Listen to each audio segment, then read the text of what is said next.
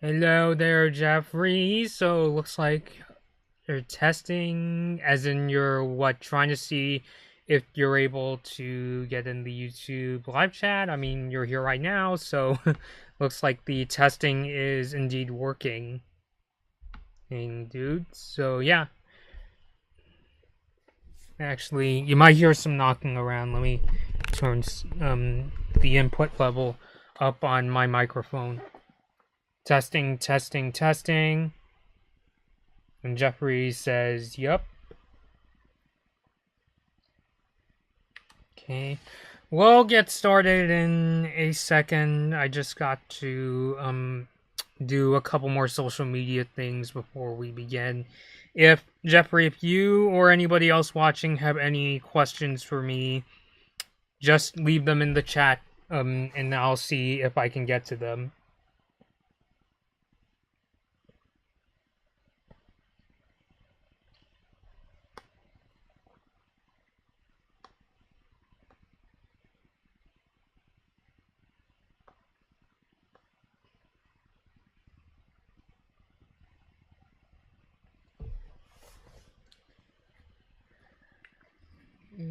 Is it all taken care of?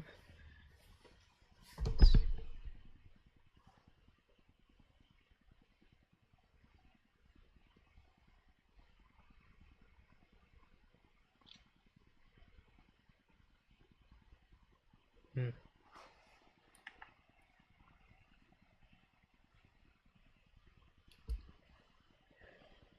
Um.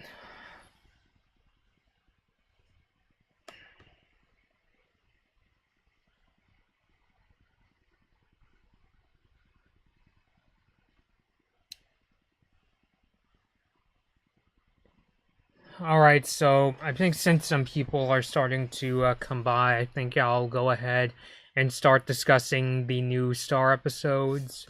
It's actually my laptop here. Alright, so hey everybody, Blood Moon Bobby here, and yes, I'm here on my second location. In case anybody wonders how come for some of these streams I record them in my bedroom, that's where my set is, and why, like for today, I'm, down here at my other computer table. The perks of streaming here is that I get to actually plug straight into the wall using an Ethernet connection. I have one of those Thunderbolt to Ethernet adapters for the MacBook Pro, so that's why, I could plug straight in and have the fastest possible internet connection, because, I will say, and I know this should be pretty obvious to a lot of computer people, in that, the further you are from your Wi-Fi router, the more unstable your connection is going to be. So since today, I'm able to come down and plug straight into the wall, that's why I decided to do that. But I kind of wanted to get that out of the way before the stream begins. So, a lot of you that are coming by know that this has pretty much become canon, although is it for good? We'll get into that. And yeah, I know somebody on Twitter pointed out that the Starco flag that me and my sis designed, this is the new version here with the sun instead of the triangle that was in the old version. It does, look a bit like the Canadian flag. I was inspired by the Canada's flags. That's how I got the idea for many of the Starco shipping flags that I've got. Kind of like how, like I often say, this is Moon River. It was inspired by Quebec. The Kelco one was inspired by Nova Scotia with the shield and the sensor, and Star and Brunzetta was inspired by another British Commonwealth country, Australia. So I just wanted to make that clear. But anyway, you're here talking about the new episodes. We'll definitely get into Starco later on in the discussion. It was just kind of my way of roping you guys in, because we got, we're here to obviously talk about because we're here to talk about all 4 of the new episodes that came out on Sunday. The Right Way, Here to Help, Pizza Party, and the tavern at the end of the multiverse. Jeffrey, what did you say? Given what happens in the final episodes, but I do. Mina is truly one vile evil that might ruin Starco. Which I'll get into more details. I will say though, something I want to say about both Mina and Meteora is that the way Star has handled its last couple villains has admittedly been kind of weird. Like, the thing about Mina and Meteora was that they were kind of these side characters slash kind of comedic relief that, were antagonistic to be sure, but, all of a sudden they got, thrown into being, like, the main antagonist. Like, I think what the Starco is trying to do, they don't want to do the thing like, what like a lot of shows, like what Avatar and Gravity Falls do, is that they have like a villain that's been built up since very early on in the series, Avatar with the Fire Lord and Gravity Falls with Bill Cipher. So I appreciate they want to do that, just the way they kind of do it is weird, but it pays off in the execution. Like, I definitely thought when Meteora was mismanaged, she was definitely a threatening villain, as is with Mina as well. So the good news is that I do think they are respectable and threatening antagonists. Just where they stem from is kind of a bit questionable, I would say.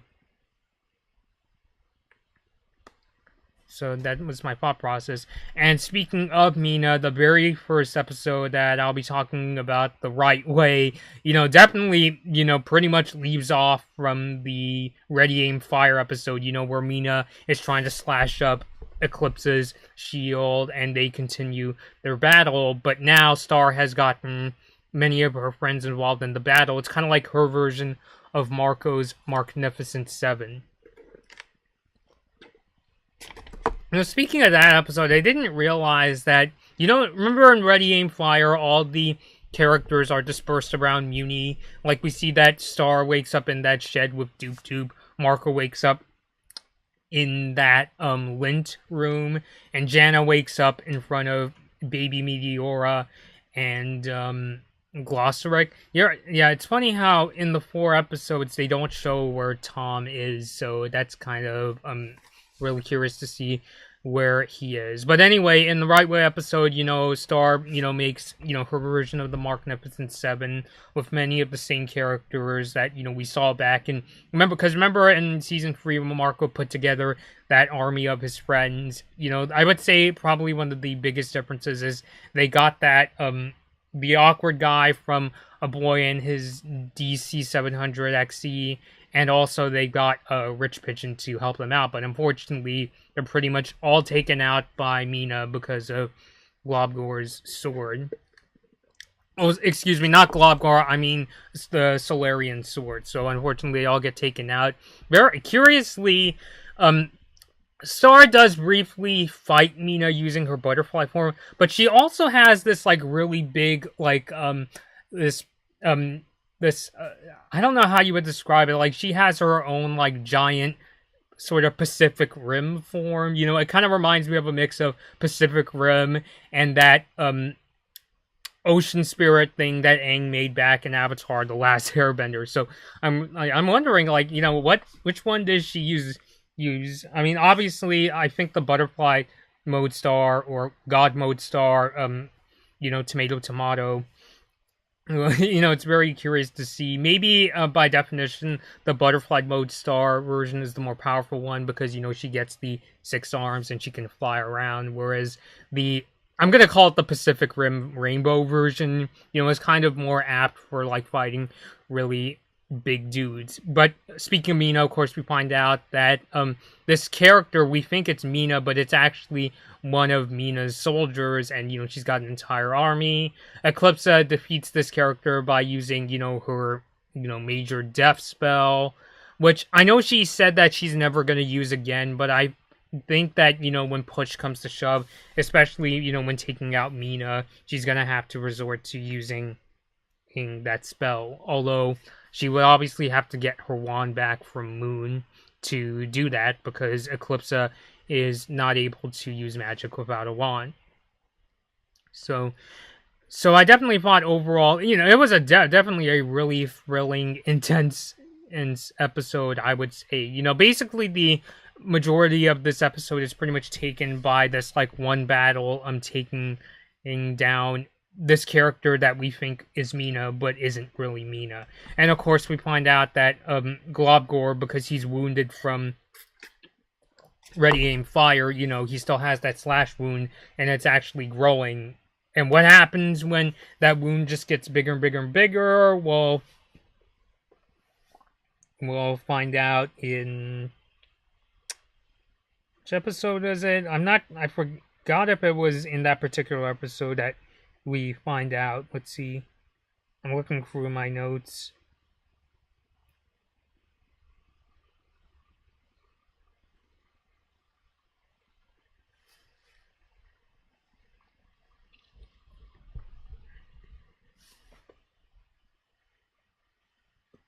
Oh, that was actually at the tavern at the end of the Multiverse. So, yeah, but I definitely thought overall The Right Way was a pretty thrilling episode. It's definitely that kind of episode where, when you're done with it, you're left thinking you kind of just need to take a breather when you get done watching the episode and say, oh my god, there's so much to process. So overall, I thought it was a pretty good episode. Let's see if, I know there's some things that people wanted me to talk about that they left in my Instagram story.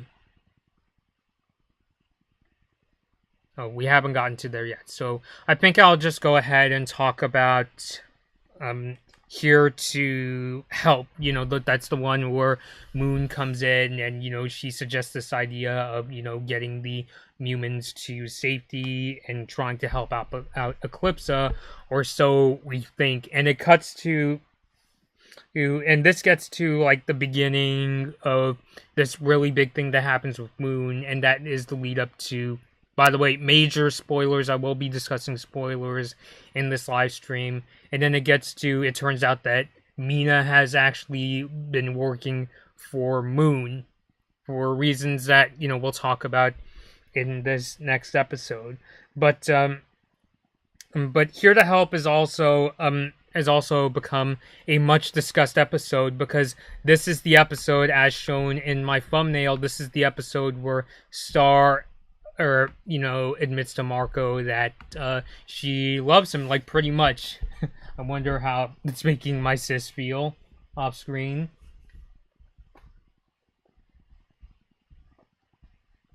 So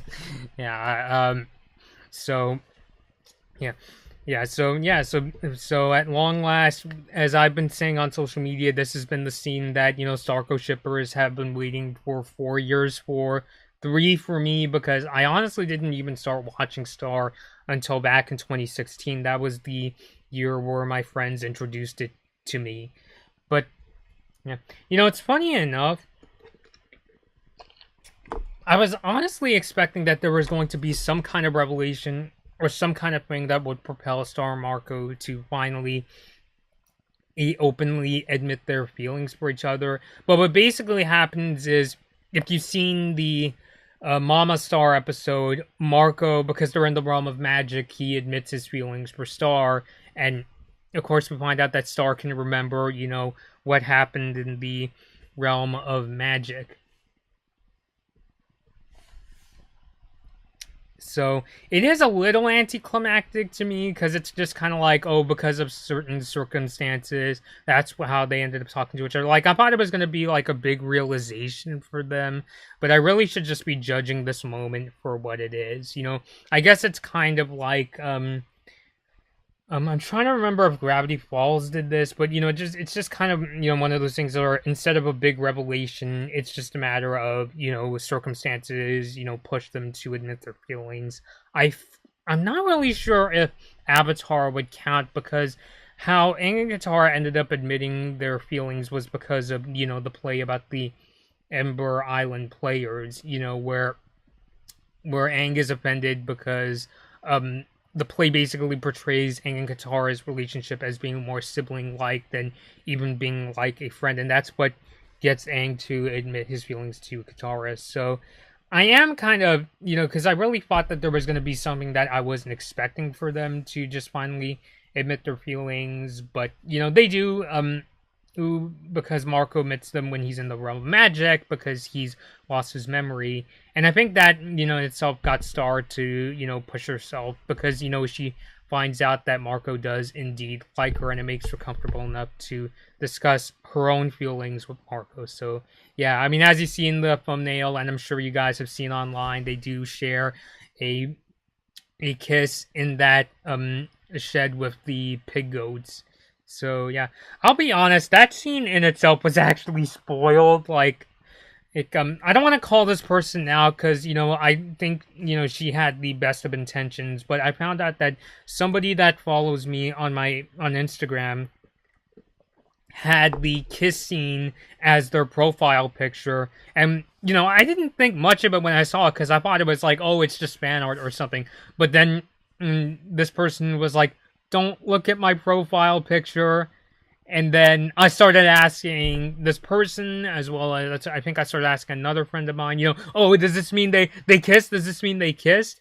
And when they basically said yes, it just kind of dawned on me, like, oh shit, they finally got together after all this time. And yeah, so for me, it wasn't like this whole explosion of feelings. It was just kind of like this sense of, the scene just kind of sunk in with me, and then I found out that it actually happened, and it made me super, super happy. So, yay, Star and Marco finally got together after we've been waiting for like the past 4 years.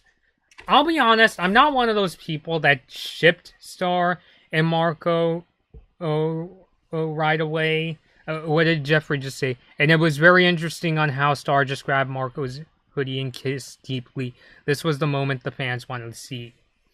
To be more specific, Jeffrey, it was after Marco was like freaking out and saying, oh, it's a problem if you don't want it. I think he was basically saying it's a problem if you don't want me to love you, Star. And then Star was just like, okay, can we kiss? And Marco was like, yeah.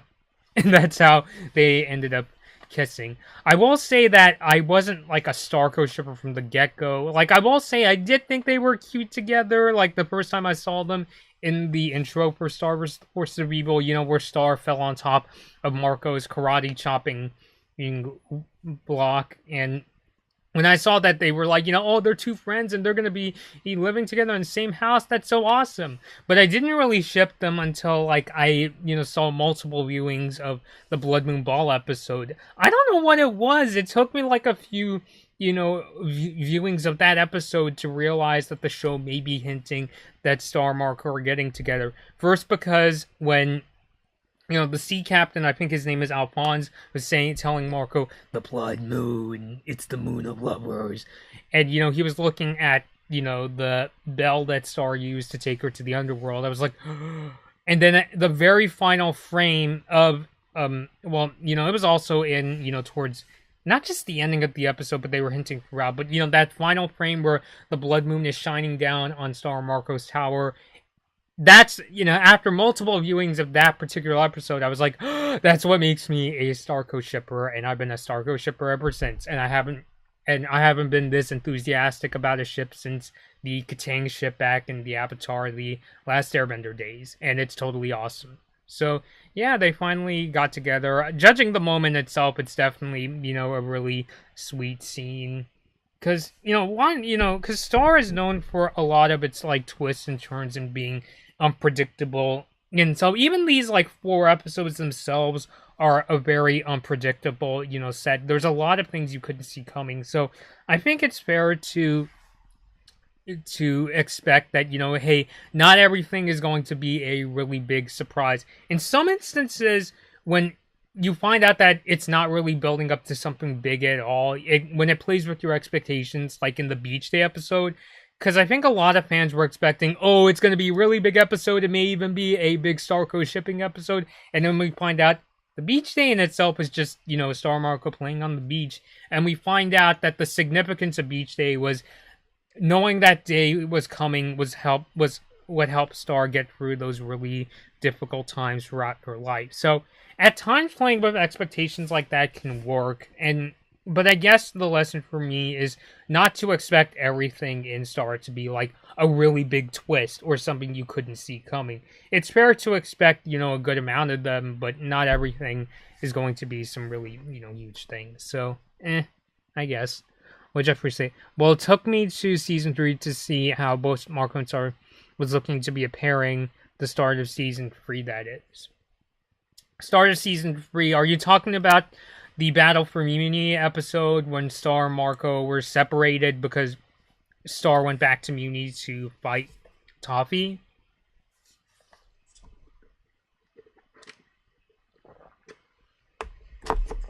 Yeah. So, yeah. But, so, that's basically what I have to say about Here to Help. You know, it's basically, you know, not only building up that, Moon, kind of betraying Star and Eclipsa, but it also confirms Star and Marco's relationship. Will it last for the entirety of the series, all the way to the end? We'll find out in the upcoming episodes. And Jeffrey said yes to my last question. Okay, and now we get to the really big one, or two of the really big ones, Pizza Party. I'm realizing that Pizza Party and Tavern at the End of the Multiverse are really the ones that have, like, some of the really big things. Like, yes, obviously, Here to Help, mainly has things in that it introduces the fact that Mina is actually working for Moon, and also, Star and Marco finally admitting their feelings for each other. Speaking of which, you guys notice how we changed the triangle into a moon as my sis passes by. I guess you could say, we changed it. We changed it into a sun because I felt that the triangle, the triangle is obviously supposed to be a nacho, but I always kind of thought that it was just kind of a random shape. But we changed it to a sun because the sun is often also used to symbolize Marco. As Darren FC said at the Toyzilla event, Marco's original name was going to be Soul. Although, isn't it kind of funny how the moon does symbolize a star a lot, but the moon is also used to symbolize Marco. Like back in the deep dive episode when Marco gets his hands on the wand. This was completely made by my sis. And he gets the moon cheeks. So I don't know. Do you guys think that's kind of funny? I mean, not that it's bad. It's just kind of like, he's already symbolized by the sun. Especially, there's that scene in the St. O's episode where Star and Marco are standing on top of a flooring that has the sun and the moon. But you guys think it's kind of funny that way? Please let me know. But anyway, on to Pizza Party. And it actually, the episode itself starts off with Mina's backstory and how she kind of became this really extremist warrior. And that is, we discover that Solaria, aka Eclipsa's own mother, or Eclipsa looks really cute as a baby, by the way, with the really big eyes.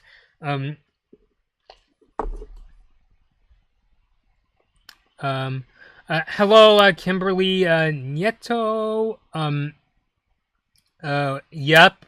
Kimberly, what are you responding to? Hey, Heather, how you doing? What did you say? Hey, Bobby, I saw you were streaming in that pod. I'd swing by for a few minutes. Yay for Starco becoming canon. Yes, Heather, it has come.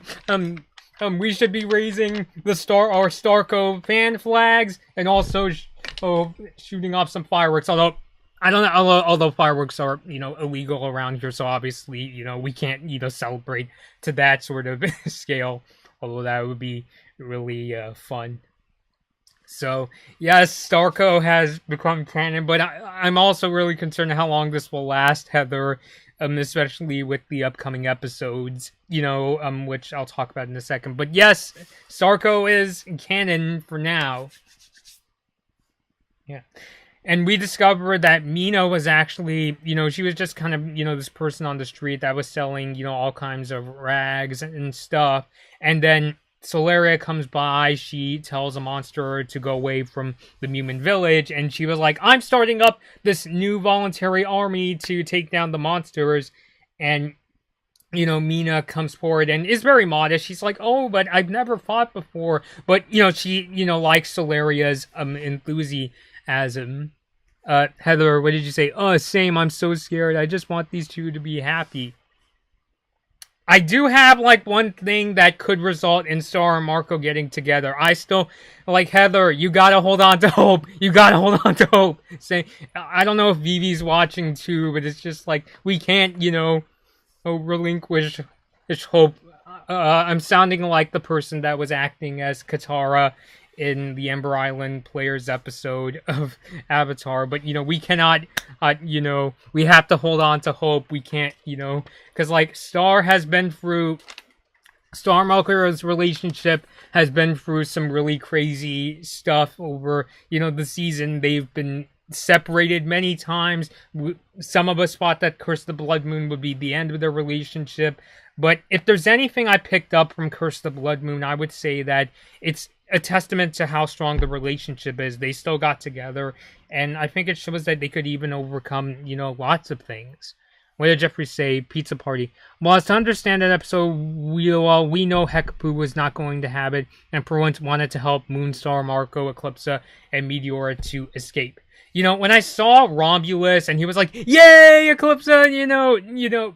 We're taking down the monsters. Like, when I saw him on screen, I instantly gave him the middle finger. I don't know, have I ever used the middle finger in my streams before? That's what happens when one of the very first YouTubers you got into is the angry video game nerd. But, yeah. Ever since that, Eclipse's trial, I've always been, like, kind of had shaky feelings with Hekapu, because, like, even Gabby was saying, we're finding out about Hekapu, and it's like, so it turns out that the Magic High Commission isn't all that it's cracked to be. They've been hiding, the secrets, and it turns out that Moon and Star are technically not of human blood. Jeffrey says, "Yes, give him the bird!" Yes, give him the bird. Yes. And yet we still see, Hekapu helping out Marco, and I'm just like, in episodes like Divide and Conquer, or one of the two episodes, I don't remember which one specifically, and also, they hung out in Aboina's DC 700 XE, and I'm just like, do you trust her, Marco? So, I don't know, it's definitely kind of weird. But anyway, I was saying, so it turns out that in Pizza Party, Moon basically betrayed Star and Eclipsa, and it's because she still doesn't trust Eclipsa, and we find out that she remembers the fight that she had with Eclipsa, back at the end of season 3, that's how she got flung into the magic dimension, and that's what also resulted in Moon getting one of her eyes knocked out. So she's still having those kind of trust issues and, kind of having a bit of a trigger finger. Let me actually write something down I gotta remember for later.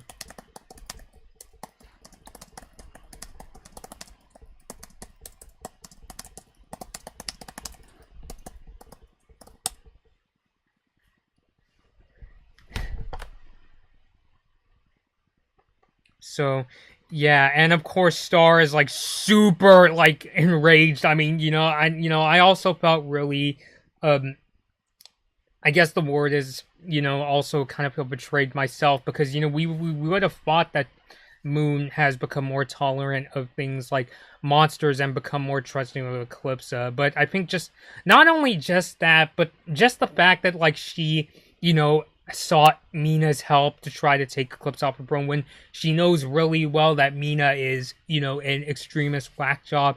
I think that in itself means that there's no way she can be like the Queen of Muni now, because I've been like expecting at the end of the series that Star is going to become the Queen of Muni, because it's been built up that way, especially back in the beginning of Star versus the Forces of Evil.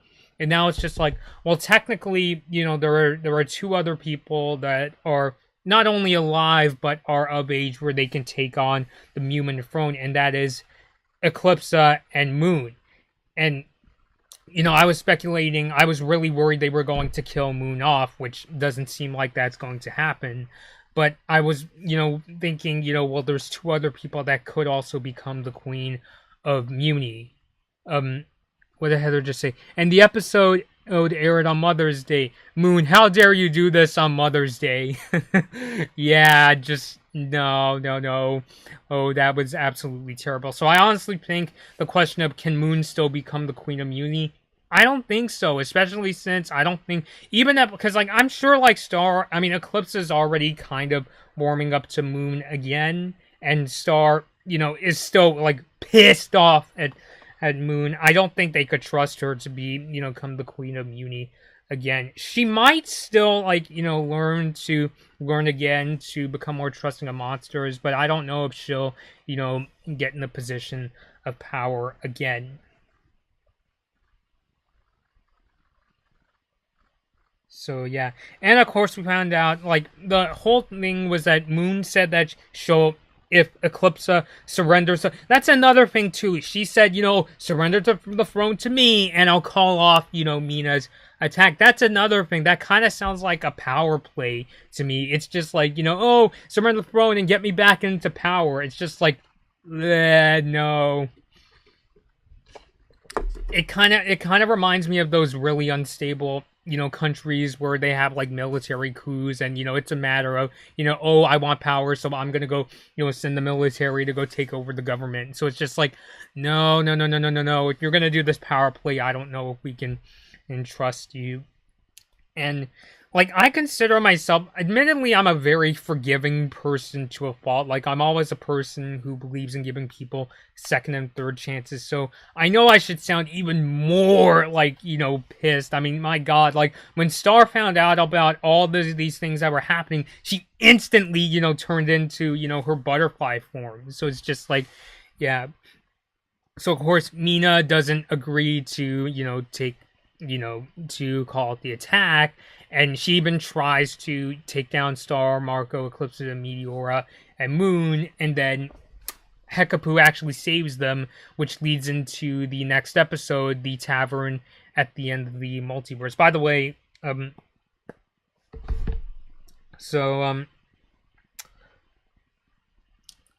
know this person on Instagram, Andres, I hope I'm pronouncing your name right, because I know you asked me to talk about how Moon betrayed the lead characters and Starco, and basically did. Just to reiterate, because I do also want to answer questions that were given to me on my Instagram story. Star, Marco finally getting together, really sweet moment. I was expecting something more twisty and turny, but then again, with a show like this, I shouldn't be expecting every big thing to be a really big moment. So yeah, definitely glad that Star and Marco are going to be canon, at least for right now. And the other thing too, how Moon betrayed us, I just talked about it. I said that with all this going on, with how it turns out Moon doesn't trust Eclipsa, and just the fact that she was all like, if you give me back the human throne, I'll call off Mina's attack. And then it turns out Mina doesn't want to do it because she should have known that Mina is, a extremist whack job. It's just like, no, there's no way that she could be the, queen going forward, because she's, not trustworthy.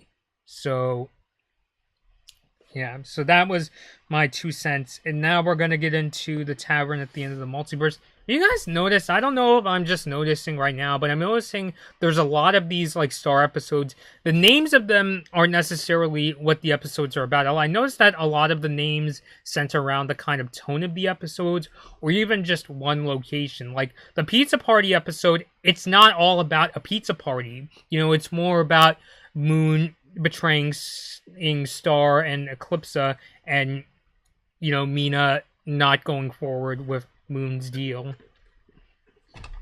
The pizza party is this one really brief scene, the scene where Omnitraxis Prime and Romulus are celebrating, that this whole thing is going on, and of course Hekapu isn't super down with this. So yeah, because I know I might pronounce this name wrong because the spelling is it awesome. CJ asked me in my Instagram story to talk about Star's Tapestry, which I'll get into in this part of the discussion, we're going to talk about the tavern at the end of the multiverse, and we find out that Star is so mad at Moon that all she wants to do is destroy all magic, because of the legacy that it's caused. A lot of Mumin queens use magic to attack monsters, much like Solaria. And when Moon was in power, she wasn't exactly the nicest when it came to monsters. You know what I'm saying? So, she's basically super pissed off at her legacy. Heather, what did you say? Yes, I noticed that. I really like that the episode names are like that because it doesn't give anything big away, and we can be surprised. It's definitely funny in that sense, especially since me and Gabby have been doing a lot of these episode predictions where we look at the names of the upcoming episodes and try to figure out what they're going to be about. But the people behind Star, the writers, and Darren FC are really smart people, so I definitely think it's kind of a fan thing where it's like, we know it, just in case Disney decides to release the episode names early, we gotta, for some of the episodes, we have to, give them, some kind of, I don't want to say misleading names, but, names that don't necessarily reflect the entirety of the episode, just to kind of, surprise fans and kind of throw them off. So I think that's the thing. So yeah, so basically Star, she goes back to the tapestry room, the grandma room, and goes there, and she's like really mad, and she really wants to destroy all the magic there is. And Jeffrey, what'd you say? Well, the thing is, the decision would mean everything would be restored as prior to before Star even met Marco if the magic realm was gone. Also, it would be very sad for the fans too. Which, I'll get into that, Jeffrey, about my thoughts on whether I really think Star is really going to destroy magic. And she finds that, she notices on some of the tapestries, like I think for Selena the Shy, like her image is missing. And Star discovers her own tapestry. It's all finished. And it pretty much says that, yup, she's going to not only destroy magic, but Glossaric is going to be gone. And also, Marco won't be part of it. Heather, what'd you say? Agreed, Bobby. I actually have to run, but I'll try to come back in a little while. Have a great stream. See you later, Heather. I'll have the stream on for maybe like at least 30 more minutes, so if you want to come back, just feel free to. I really enjoy having your support on this channel. And so yeah, because now Star finds out that tapestry finished, she's like, oh no, I'm gonna have to destroy all magic.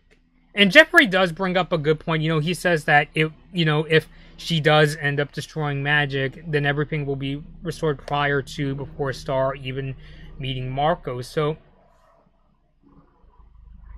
can you guys hear that helicopter coming by?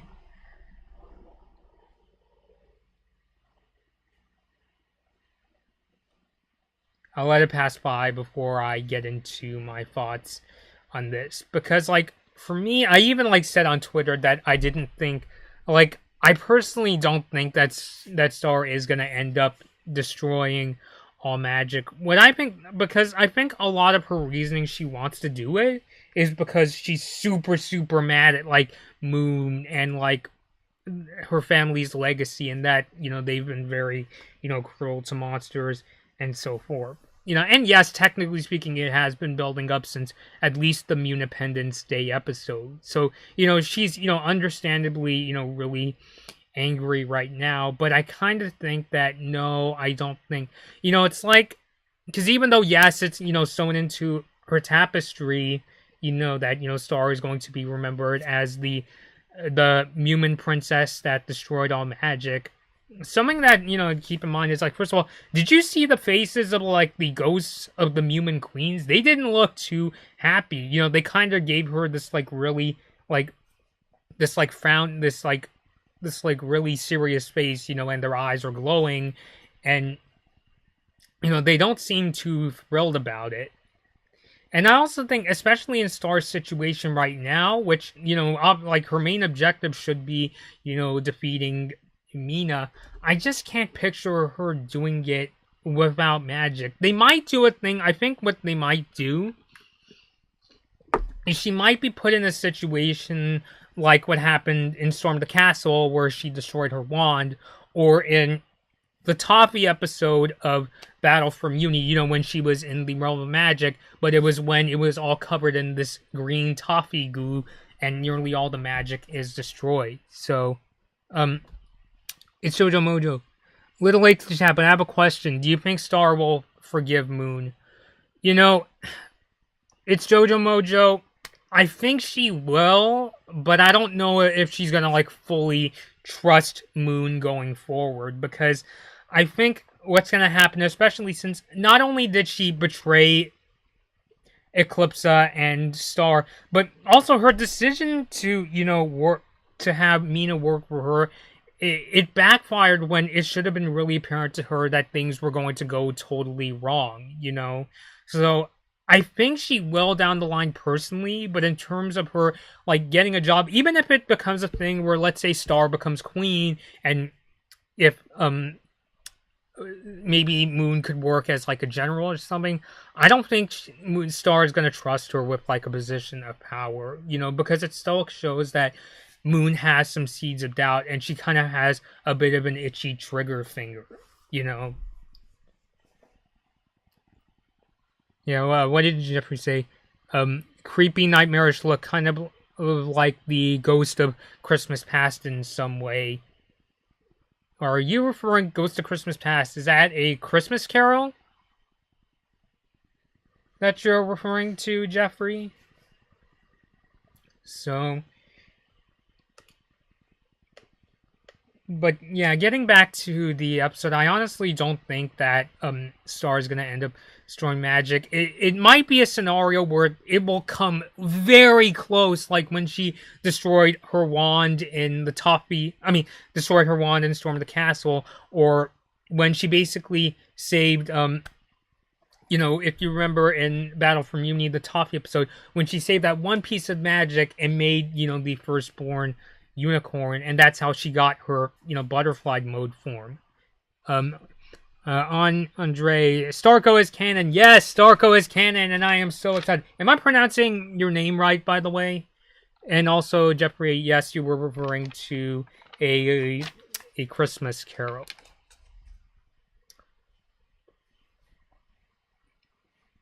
Yeah, so I honestly think just because of what Star is feeling right now, and due to her current situation, I don't think she's going to end up destroying magic. We might see, and Andre, sorry for being late. No, we're still being around, Andre. I'm still going to answer any questions.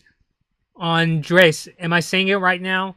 We're still going to be here. I'm still going to be talking about some other theories I have. I actually have quite a few theories I wanted to talk about. You guys could see my iPad notes. This whole paragraph here are my questions and theories, so we're still going to be sticking around. Did you want me to reiterate any episodes that I talked about in this discussion, Andres? I can repeat what I've said in case you missed it.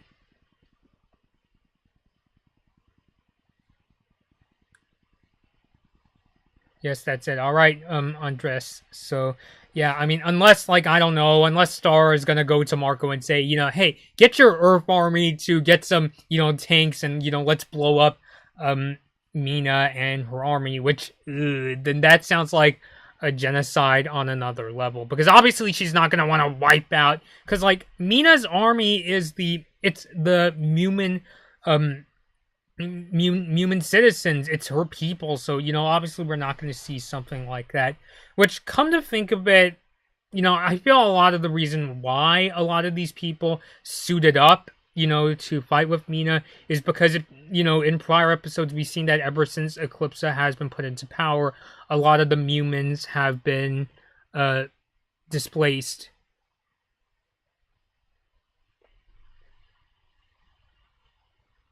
Jeffrey, what did you say? That is quite a bit, and I can say this could also be big on ratings too, because this was just the most exciting episodes I've seen. And I honestly think it's only going to get even more epic from here, because we're down to our final 4 episodes on of the Star vs. the Forces of Evil series. Ooh, I'm getting a lot of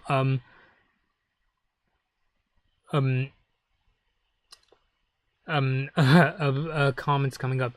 Andres, if you see the promo again, you'll see Marco blasting the unicorn, but in his other hand, he has a spoon with pudding. I'd have to see that again. I know I'm not going to be doing a trailer discussion for that promo, only because I watched it instinctively right after I got done getting caught up on these episodes.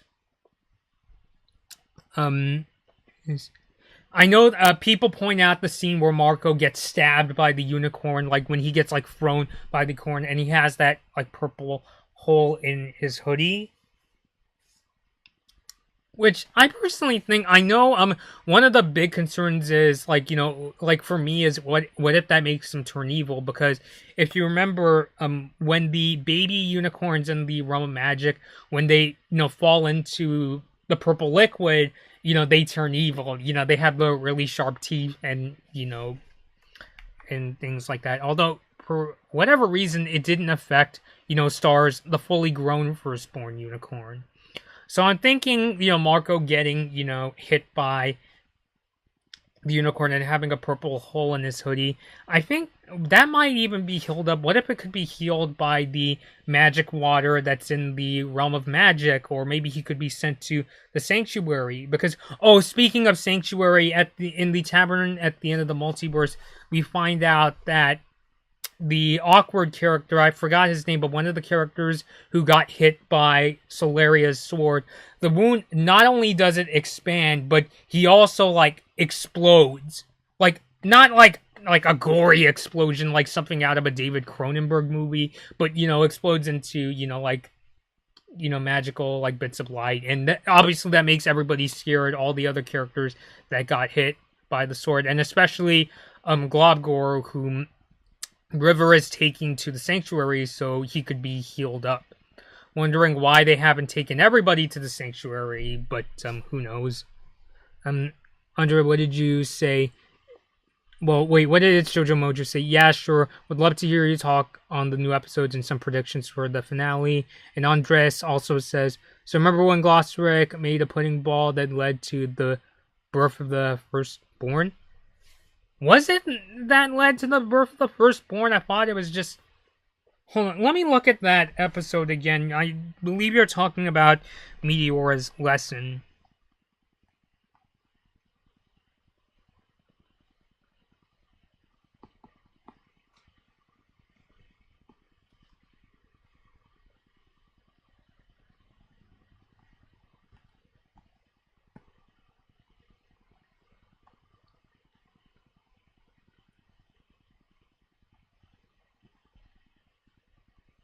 Where is it? And Andres says, R.I.P. Quirky. Yup.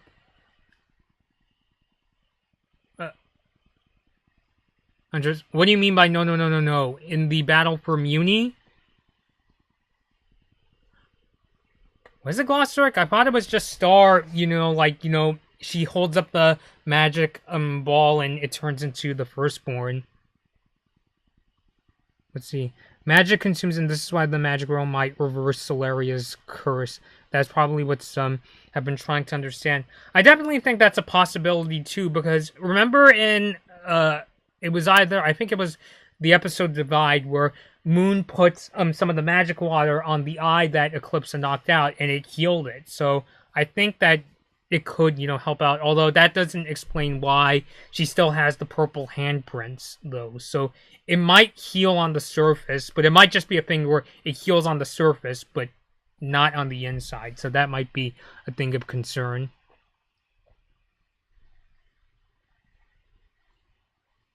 See, before Glossaric died, he made a pudding ball, which Star made firstborn when she was swimming in toffee. I'm really trying to remember what Which episode was that, though, where Lost Rick made the pudding ball? Because, like, if that's what... And Andres, he also says, so what if he makes another pudding magic to help Star Marco so they can stay together? I'm not sure if Glossaryck would be the one to do that. He might, but I think that's a possibility too. But remind me what episode. I wanna look into that again to see if that could possibly work. Because I could see Star revitalizing the magic in the Battle for Muni movie. Which episode? There's like 8 episodes in Battle for Muni, Andres. Was it the scene right before Star makes the magic ball? In the toffee episode? Because I know there's that scene, right before she does it, he's making that stew, to exemplify how magic works.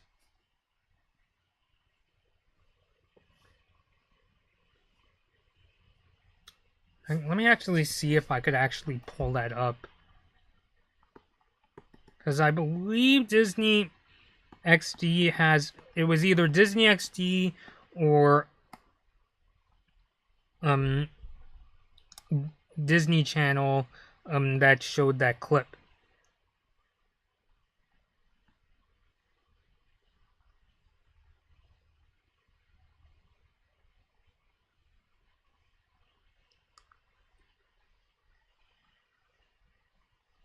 Glossaryck made the pudding ball when Toppy destroyed the Book of Spells?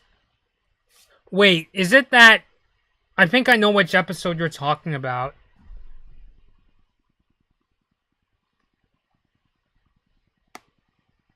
But I forgot the name.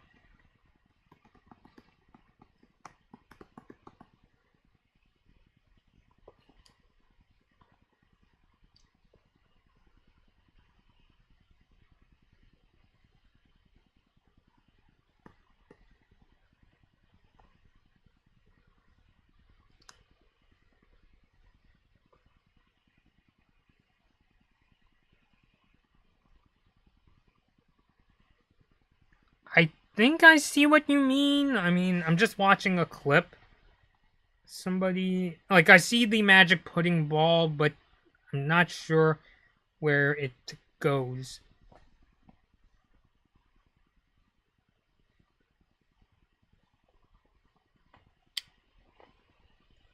Yeah, it was called Book Begone, Andres.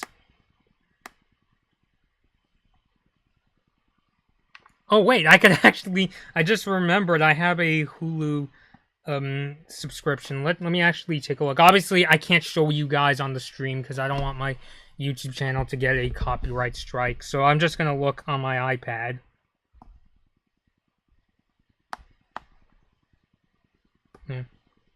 Nice thing about Hulu, by the way, I think Hulu's going to become my preferred place to go for shows and movies. I personally think Netflix still has a much better movie selection, as well as Amazon Prime Video. But on Hulu, you can actually watch the first 3 seasons of Star, but you can't watch the newer episodes, unfortunately. Let's see. Book Begone. I don't want to get the audio in the microphone because that might count.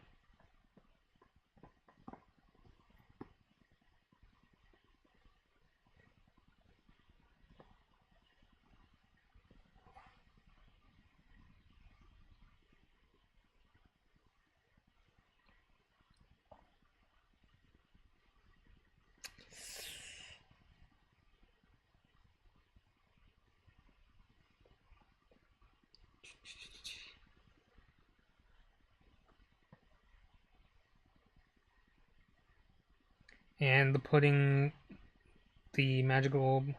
Yeah, I see what you mean. Like, it's glowing yellow, so obviously it's a bit of magic. It showed him, what are your plans after the show? Got any shows you're interested in? I mean, it's funny. I mean, obviously, my channel's called Blood Moon Bobby, and, I cover Star Wars Forces of Evil. As far as what shows I want to cover, there's obviously a lot of pretty good shows that are going on and coming out. well, you can't judge, a show that has come out, but I've seen. I did manage to watch Victor Valentino. The humor's kind of, and the sense of, I think it was more meant for kids, but I thought overall, but I think so far it's a pretty good show. I'm interested to see if I can get into things like Amphibia and Owl House, but between the two, I would say Owl House is more up my street. So, yeah. And Andres, what did you say? Anyway, I think Lost Rick will do another putting magic to help Star Marco as they can be together. Or it might be a thing like in the Toffee episode where even if Glosrick doesn't like directly do something, he does something that Star Marco decide on doing that could help them out. You know what I'm saying? So while he wasn't the one that, put Star's hands in that stew, he was the one who was indirectly suggesting, even though he was like, no, don't do it, Star. But you know what Glosrick was thinking. So, yeah. What was I about to say? And you guys know when Toffee was, not Toffee, but when Star was in the tapestry room, she was all like, I guess Glosrick was right all along, and that magic is just used to hurt people. It's just, that's part of his manipulation. That's how, that's part of his manipulation, so I honestly don't think so. And, let's see, what did he say?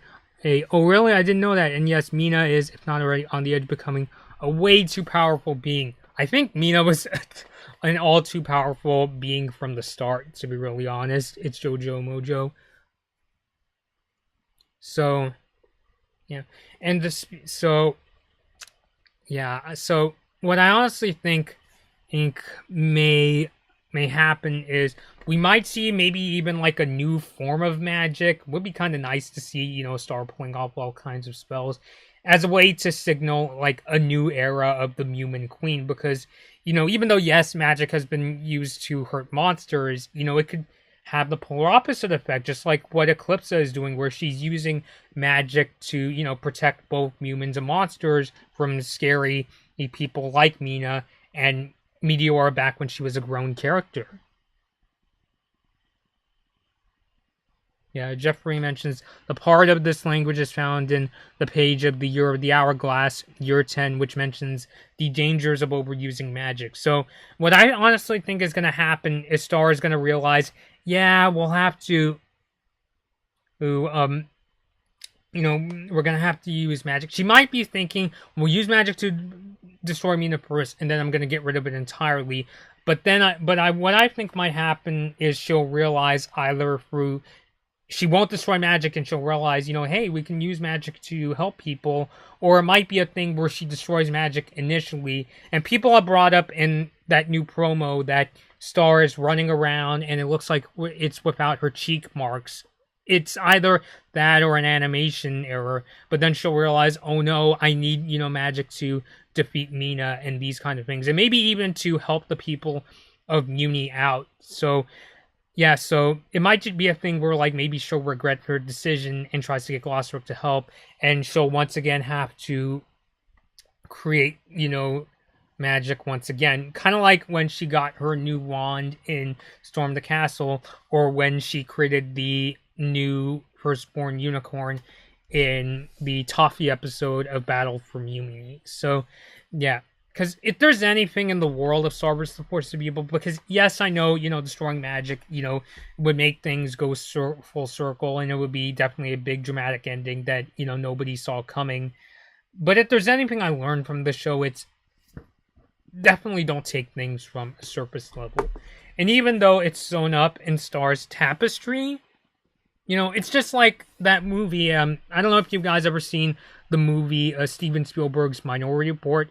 It's like in that movie where even though it's written in destiny, it's set in stone, you can still, choose, to accept your destiny or not. Because throughout that movie, Tom Cruise's character is suspected of committing a crime, and this other character, I'm not going to use terms from the movie, but this other character was saying you can choose whether to, kill him or not. Which I won't get into spoilers, but that was a key message of the movie. So I think, it's kind of like that too.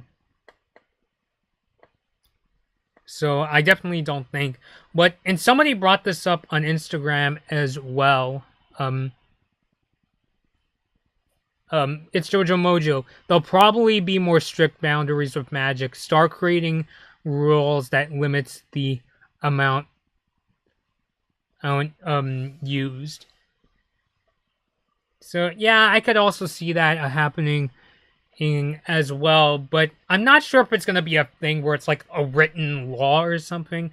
But I think it'll be more of a lesson that Star will teach to, like, her future generations. Like, if she does ever become queen and grows up and, has a child, it'll be a lesson, she'll teach, and then her kid will pass it on to the next generation, and so on and so forth. Although she could technically write it in the Magic Book of Spells. But speaking of which, that was also another twist where even though the return of the book was a bit anticlimactic, it was still a well-done surprise. It turned out that, Eclipsa was, reading Star's mind, and that's how she found the piece of the book she needed to rebuild the Magic Book of Spells. Jeffrey, what did you say? Yes, and Moon's Tapestry was not what it was meant for either because it had a different outcome. So, yeah. Wait, did my iPad just die on me? Oh, well. Dang it, my iPad. It's just, the battery just died. So, I'm gonna go back to the good old days and just read notes from my iPhone.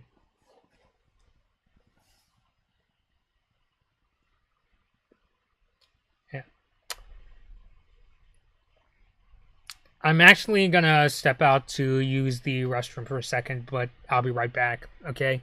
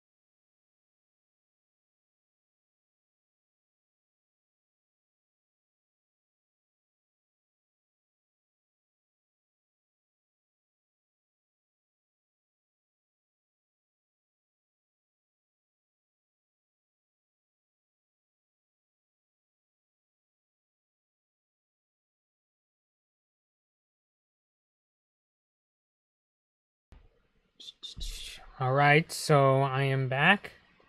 It's Jojo Mojo. What did you say? Honestly, it'd be so sweet to see Star teaching her child or children about magic and basically start a new chapter for the whole butterfly family.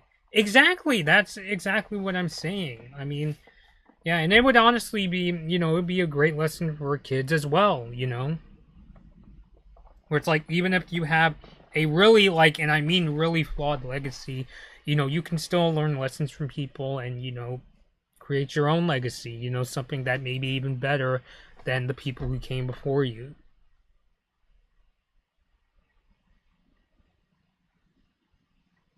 So yeah, getting back to that question that was it who was it that brought that up? Let me actually take a look. Who was the one who asked me what are my plans after the show?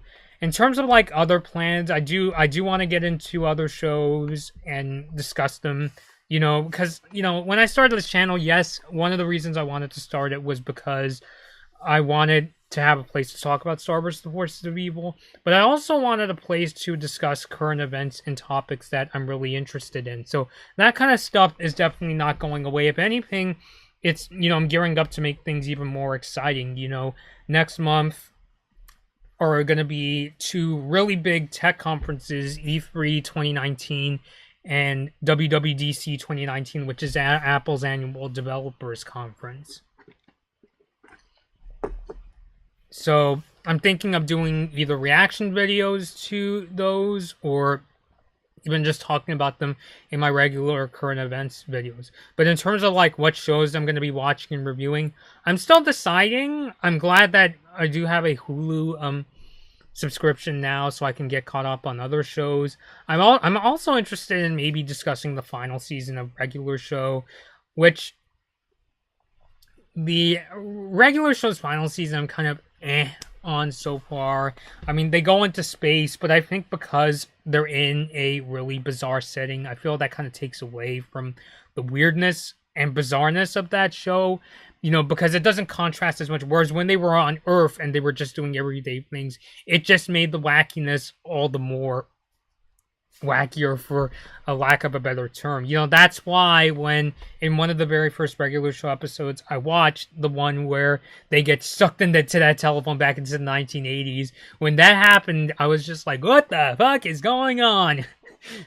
So, yeah. I do know what happened in the ending of regular show's finale, but I won't spoil it for in case I have regular show fans that are coming by. And for the people watching, please don't spoil it for them either. I did hear the news that Invader Zim Enter the Floor Plus and Rocco's Modern Life Static Cling are coming to Netflix, so I'll be discussing that. I don't know about tomorrow or later today after I get done with the stream. But yeah. I was also talking to Awestruck Vox from around the round table about the news, so I'll also give him a shout out. If Kevin watches this video, what's up? Here's your shout out, but I'll definitely be talking about that in a separate video. What was the other star related theory that I wanted to talk about? But yeah, the idea of Marco getting erased from the tapestry. With just how many challenges that have come through Star Marco's relationship, where they've either been separated or it looks like they weren't going to get together because of the Curse of the Blood Moon was severed. I honestly just can't picture Star, living the rest of her life without Marco. Even if, let's say, Andres, so what'd you say? Say hi to him for me. Hi to who? Awestruck Vox? I just honestly just can't picture it. And even then, it'd be really weird. Let's say Marco does get killed off, which I'm not saying that's going to happen. I'm just saying, as if... So even if that were the case, I would still think that Marco would still be part of Star's tapestry. That's like if with the Beatles, that's like if there was a picture with the four members of the band, John, Ringo, Paul, and George, and every Beatles picture, they're going to erase George and John just because they're dead. It's just no. So,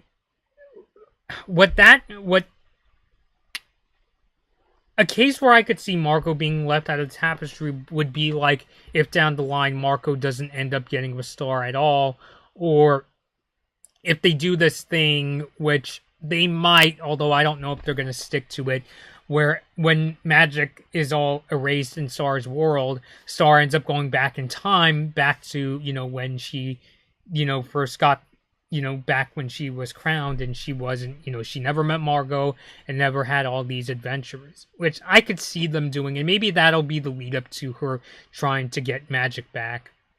Although, wouldn't it be really tragic if she tries to go to Earth and then she meets Marco and Marco is like, who the heck are you? Yeah. It's Jojo Mojo. If it were to happen, would you be excited if they did a reboot of Star like 5 years or so down the road?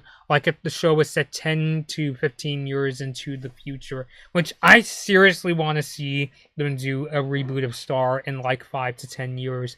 Right now, I don't think they're going to, because Darren Epstein sounds like she has other projects that she wants to work on. I mean, she's going to be the voice of a character on Nico Coelho's Ollie and Scoops show. She's going to play a cat named Mac and Cheese.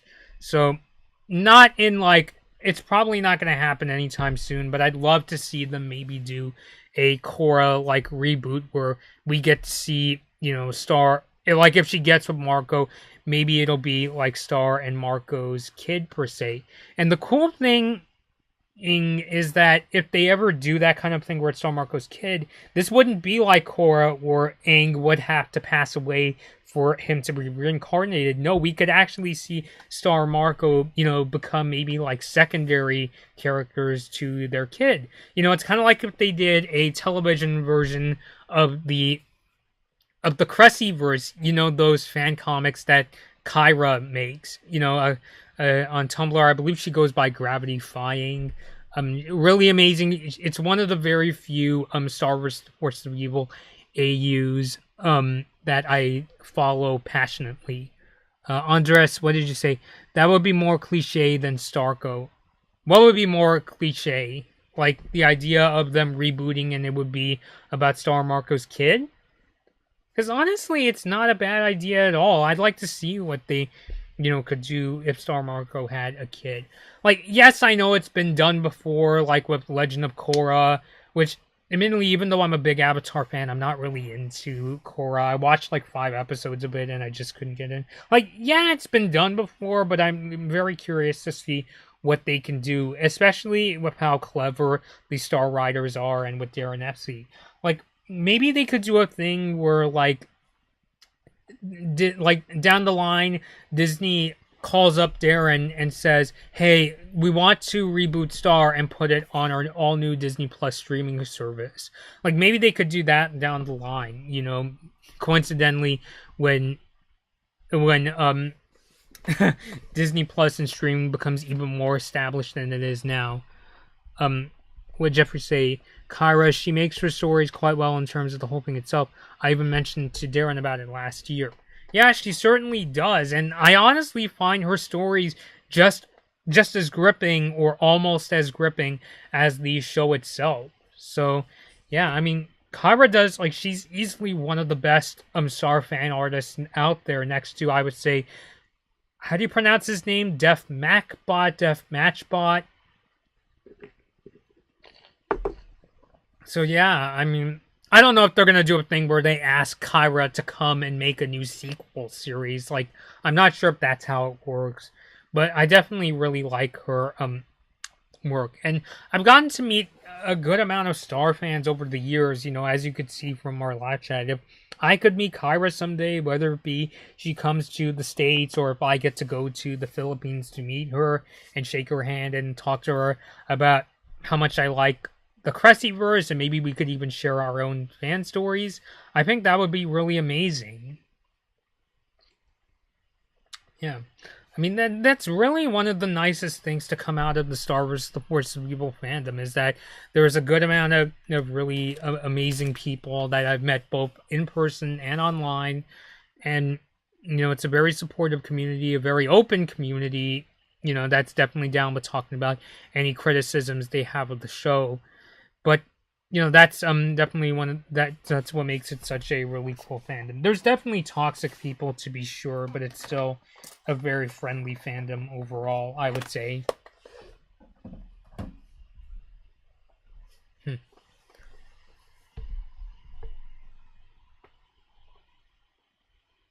What did Jojo Mojo say?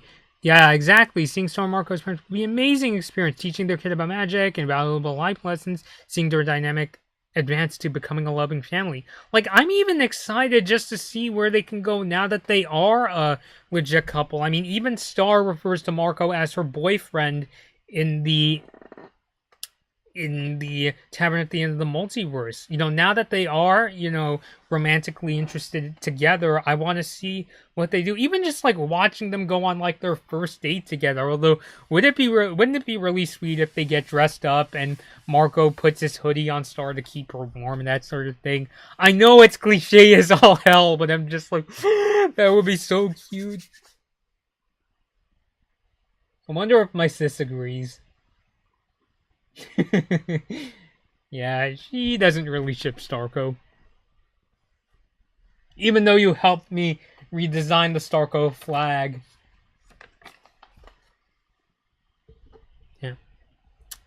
And it's Jojo Mojo, and yes, I love the Cressy verse. Me too.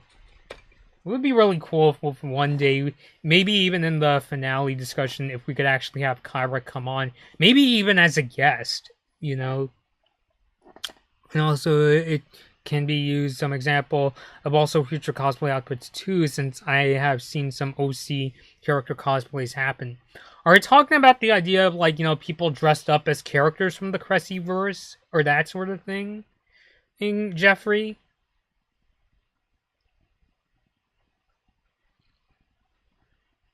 Because I mean, regardless of what you're saying, that would definitely be really cool. I'd probably have to grow out my beard like over the course of 6 months to do that, to dress up as King Marco, and maybe I'd have to get in shape to do that, but that would certainly be really cool.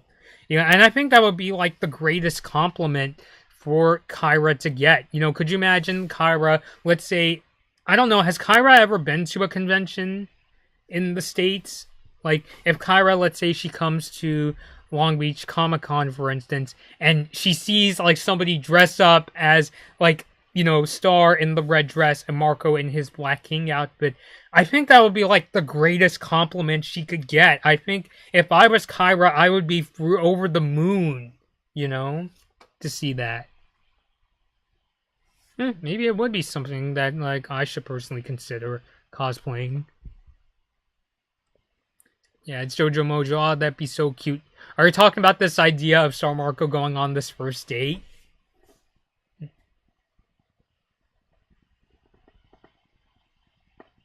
Jeffrey, my beard, well, that'd be no problem for me. Yeah, because the thing about me is that, like, I've never been able to, like, grow those kinds of beards that, like, go across your chin or, across, like, below your nose. Like, I have a bit of a beard under my chin. I have a bit of a goatee, as well as, like, a sort of mustache. But I've never been able to, like, grow it across my face. I guess, unfortunately, that's just the way I am.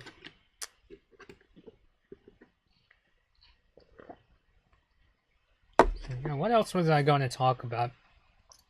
It's funny enough, in these newer episodes, we see that River becomes very resourceful. He wants to help Globogor out because, it's like a father-to-father thing. That's one of the reasons why River likes Globogor as much as he does. Because that's the thing about him is, like, I know there's people out there who can't stand River. Like, I know, like, my cousin doesn't like River, and, like, Steven thinks he could be kind of stupid. But at the end of the day, he's still a really caring person who knows his share of fighting skills. Now, in these episodes, he's more, he isn't doing much of the fighting. He's, like, helping Lobgor, and he's trying to get him to get the sanctuary. But it's that kind of thing that doesn't make me lose respect for River, because deep down, he's still a really good person, and he does help out in really drastic scenarios. So, that's why, I'm very defensive. Like, yes, Ripper could be really dumb at times, like in the down by the river episode where he's cooking rocks. But I think deep down, that's what gets to me about people, is even regardless of how they act on the outside, what matters to me the most is how are they deep down? Are they a good person or what? In Shoujo Mojo, the cosplay idea would be so awesome, and yes, I'm sure Kyra would love it. Yeah. I really should, like, maybe if I ever get around to doing that, I'll send Kyra a picture of me as King Marco. The other thing, another thing that I noticed in that new Star promo is we see, Star in her butterfly mode form holding Marco's hand, and he's holding, his version of the wand. So, I think we're gonna see come back. Do his cheeks, I'm wondering, do his cheeks get the glow marks in the new promo? Let me see.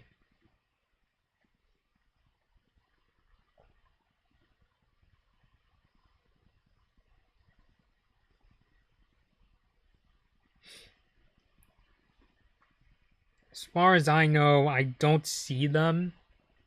So that might be another thing too. Like if Star does end up destroying all magic, what if it's a thing where when she gets it back, she gets, her hands on the wand, and that's how she gets her heart cheek marks? Like if it really is true that her cheek emblems disappear, like I could see that happening too.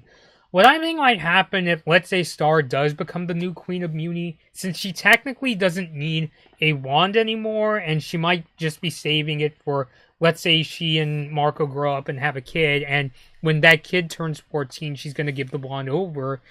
She might actually just give her wand over to Marco in the meantime.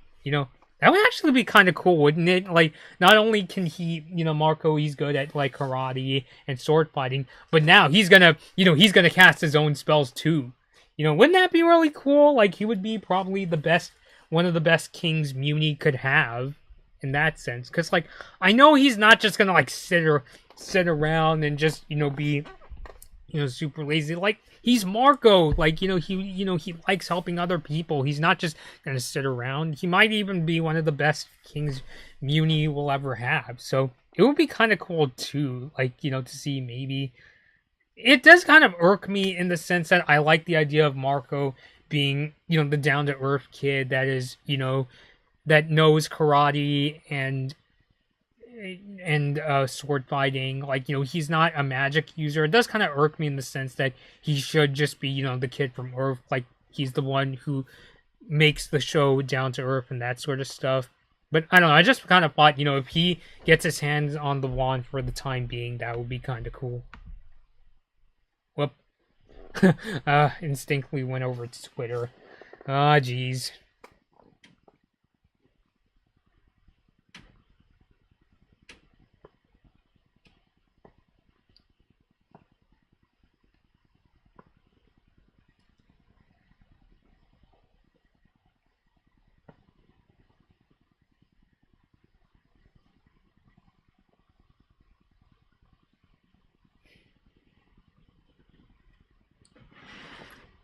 Just seeing if I had any more responses. Did you guys have any other questions for me? Yeah. I'm seeing. I actually put up this Instagram poll asking people how excited are you for Starco to become canon, and out of so far, the poll is still up. By the way, if you want to go answer it on my Instagram story, it's up there right now. So far, or almost all the people like slid the slider all the way in terms of how happy they are. There's one person who didn't quite do it as much, but I respect your opinion. I'm not going to name names because I think everybody should have their fair opinion. I do get what people say when they have issues with Starco just as a ship, like in terms of it's so predictable, like haha. Of course, boy gets with girl, and that's why they're together. But I think there's a lot of really good development with Star Marco's, not only their friendship, but the journey for when their friendship became a romance. I still think there's enough in it that makes it feel a lot more legitimate, especially like considering in the world of Disney, the princesses. Like I would say, Star Marco's their development is one of the most wholesome things about their relationship, I would say. Andres, Starco forever. Yes, Starco forever. And my sis gave a big thumbs down.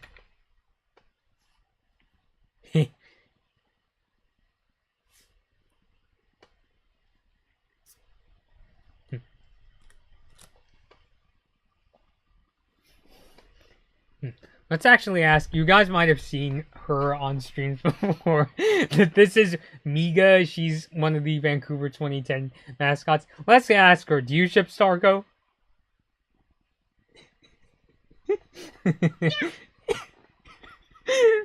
What was that? I don't know.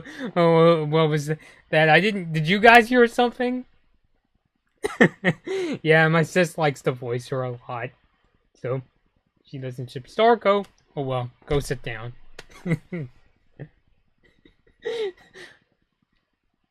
I'm sure when the stream gets done, she's gonna start. It's not gonna look pretty when the stream is done.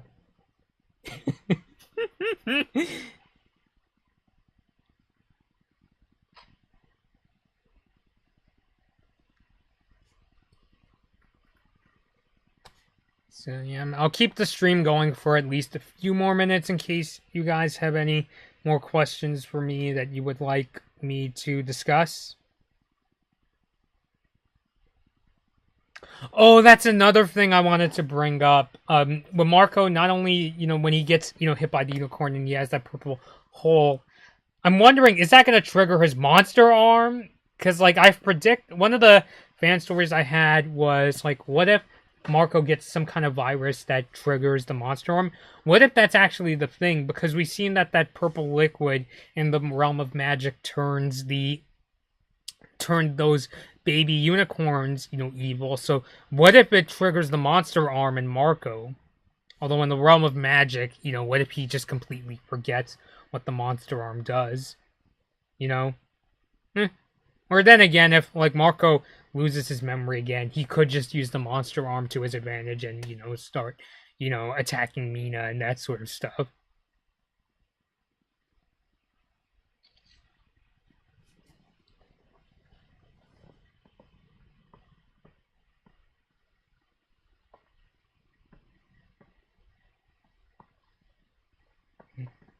Speaking of a lot of the it's Jojo Mojo, but I'm kind of worried about Marco. I mean, of course, it's a Disney show, so he'll be okay. But just watching him being in pain, that suck. Seeing him with the hole in his body, I would if he'd be able.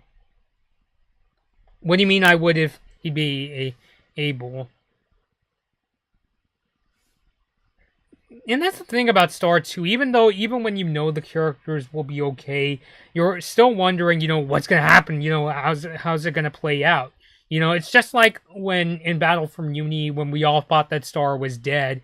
I knew in the back of my head, they're not gonna kill her off. I mean, the show is called Star vs. the Forces of Evil, but it's like, how is she gonna get back? And that's and Star comes back in her butterfly mode form. Shoujo Mojo to fight still.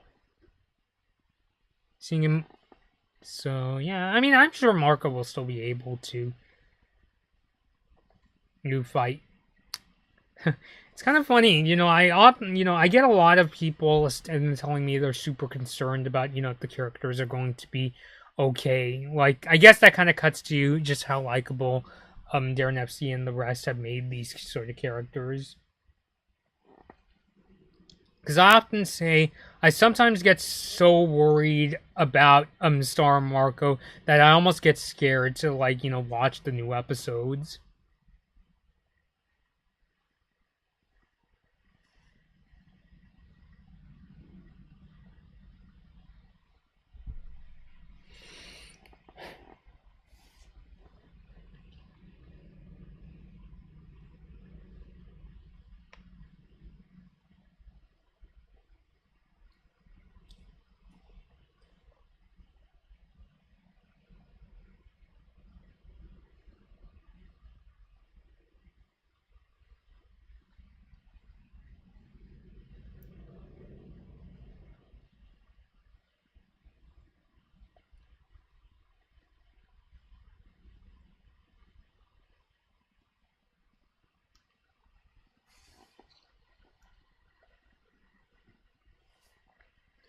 So once again, if you guys have any last questions for me, just please let me know.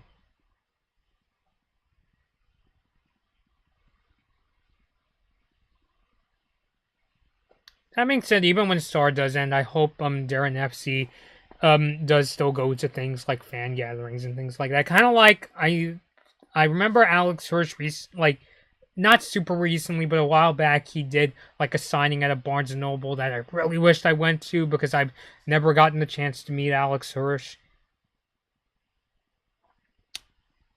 But who knows? Maybe I'm sure they're gonna make like Star graphic novels, kind of like what they did with Avatar when they made those graphic novels even after the show ends. So yeah, I mean it may be in the future. And on that note too, I also hope to meet the creators and actors from other shows because so far I met creators and actors of shows from like Invader Zim and Star, but I hope in the future I'll get to meet maybe people who made Gravity Falls, or which I'm sure I would have if I had watched Gravity Falls back when it was still, they were still making new episodes. But yeah, it's funny. I mean, probably the first person in the animation industry that ever responded to one of my tweets was Craig McCracken, the guy who created Wander Over Yonder. Or he was the first, but I never got the chance to meet him in person. Shoujo Mojo, sorry, I meant if. What do you mean it's Jojo Mojo?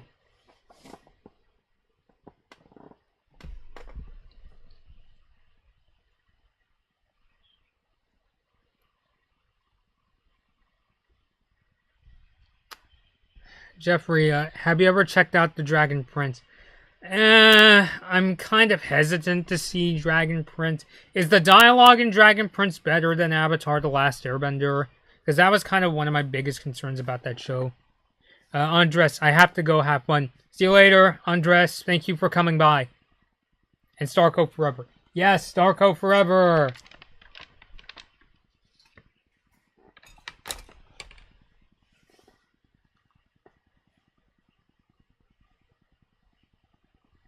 Yeah. I don't know, because I heard that the writer for Avatar works on the Dragon Prince, and even though I really like the storyline in Avatar, I will say one of the things that I really don't like is I thought the dialogue at times could be a bit repetitive, and a lot of the humor was really corny. But are those things that are better in the Dragon Prince? Sujumo, from my last comment, when I said I would, I meant if he would be able to fight still. I mean, which, I agree. I think that Marco will still be able to fight.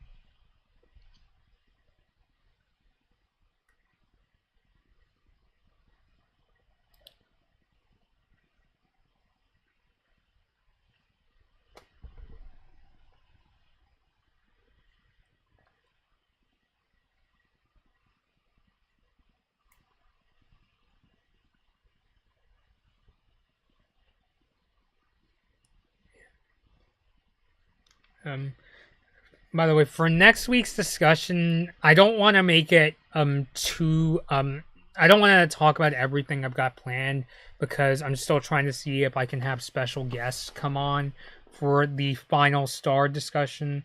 But I'm planning to have it be a group discussion to some capacity, whether it be with just friends or some other well-known Star vs. the Forces of Evil fans. I've contacted several people in the Star fandom. Jojo Mojo, and how ready are you for the finale? Pretty anxious, I would say, especially with a lot of the things they got set up, like with Star potentially destroying magic and putting her relationship with Marco in jeopardy, but I still think they could turn things around. But That's the thing with Star. I mean, I think that's the sign of a really well written show is that even when you can guess where it's going, you're still interested in seeing if they will, like if you can predict what they're doing, as well as how are they going to execute it, even if it's in ways that, you just can't fathom them doing it, you know? But for the finale, I definitely want to do a group discussion and not just talk about the final episodes, but also talk about what an impact Star has had on us. I might not have liked every single episode and thought that some things didn't go anywhere and things like that, but I will say Star definitely has had its impact on this YouTube channel. I mean, it's how I got my start in doing something independent in things like social media and video creation and things like that. And a huge part of that is thanks to the Star versus the Forces of Evil fandom, you know? But yeah, we'll talk. But yeah, I hope we can talk about the impact the show has had as well as the finale itself, and maybe we'll talk about some of our all-time favorite episodes and things like that. You know what's funny? I know I keep mentioning Avatar, but I remember when I bought the book version of Sozin's Comet, it was a book adaptation of the final episodes, and they had a Q&A with the creators where they talked about, what's going to happen down the line. And this was way before, the Last Airbender movie came out.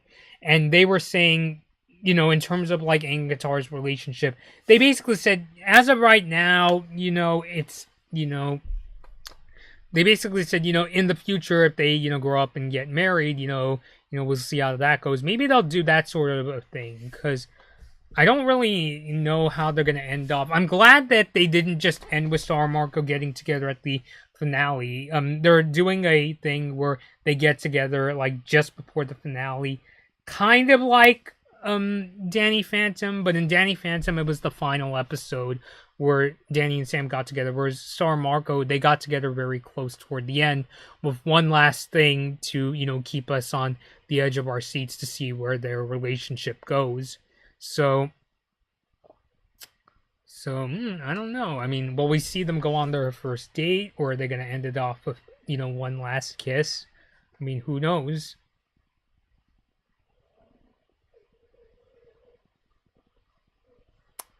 You guys think that I should ask Darren FC how much of her relationship with her husband Bobby Miller inspired Star Marco? Because I've heard it said before that Star is based on herself and Marco was based on Bobby Miller. So I'm wondering, in terms of how their relationship went out, is it very similar to what happened with Star Marco, where for the longest time they didn't, they were very nervous about telling each other's feelings, but then, one day they decided to, come forward.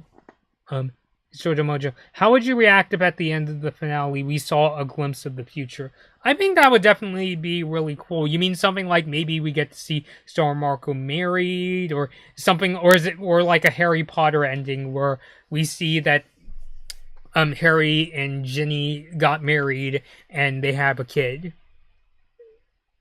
Or did they have multiple kids? I can't remember, but is that going to be like a thing?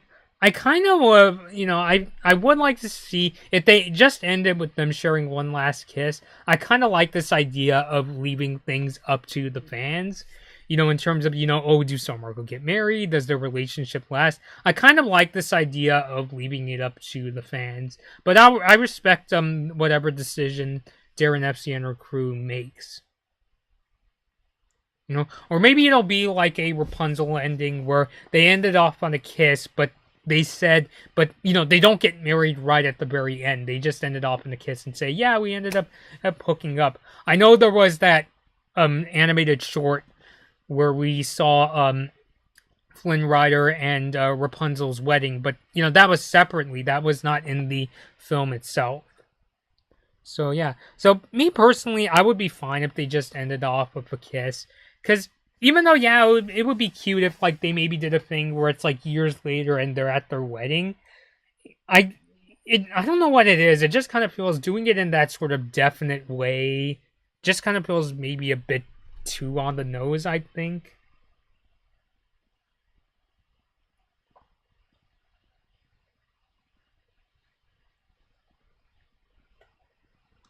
So yeah, that's personally how I feel. Did you guys have any other questions that you wanted me to answer in this chat?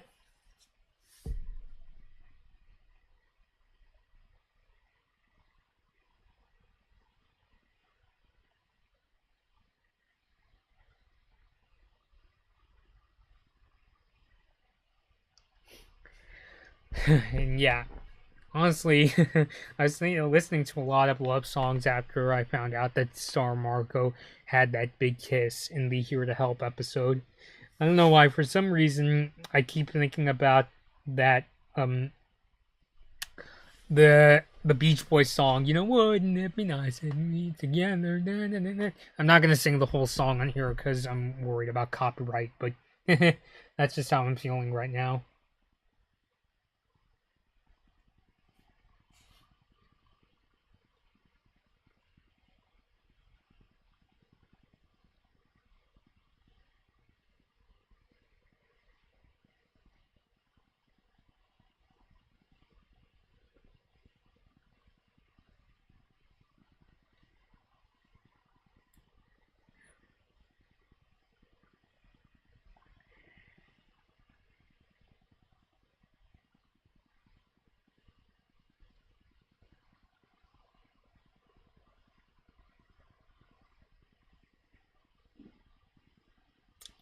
By the way, in terms of like other ideas for videos I have for like maybe later this week, I'm thinking I also want to talk about Invader Zim and Rocco's Modern Life.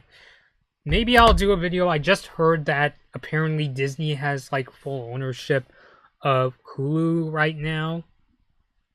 But I'd have to look into that.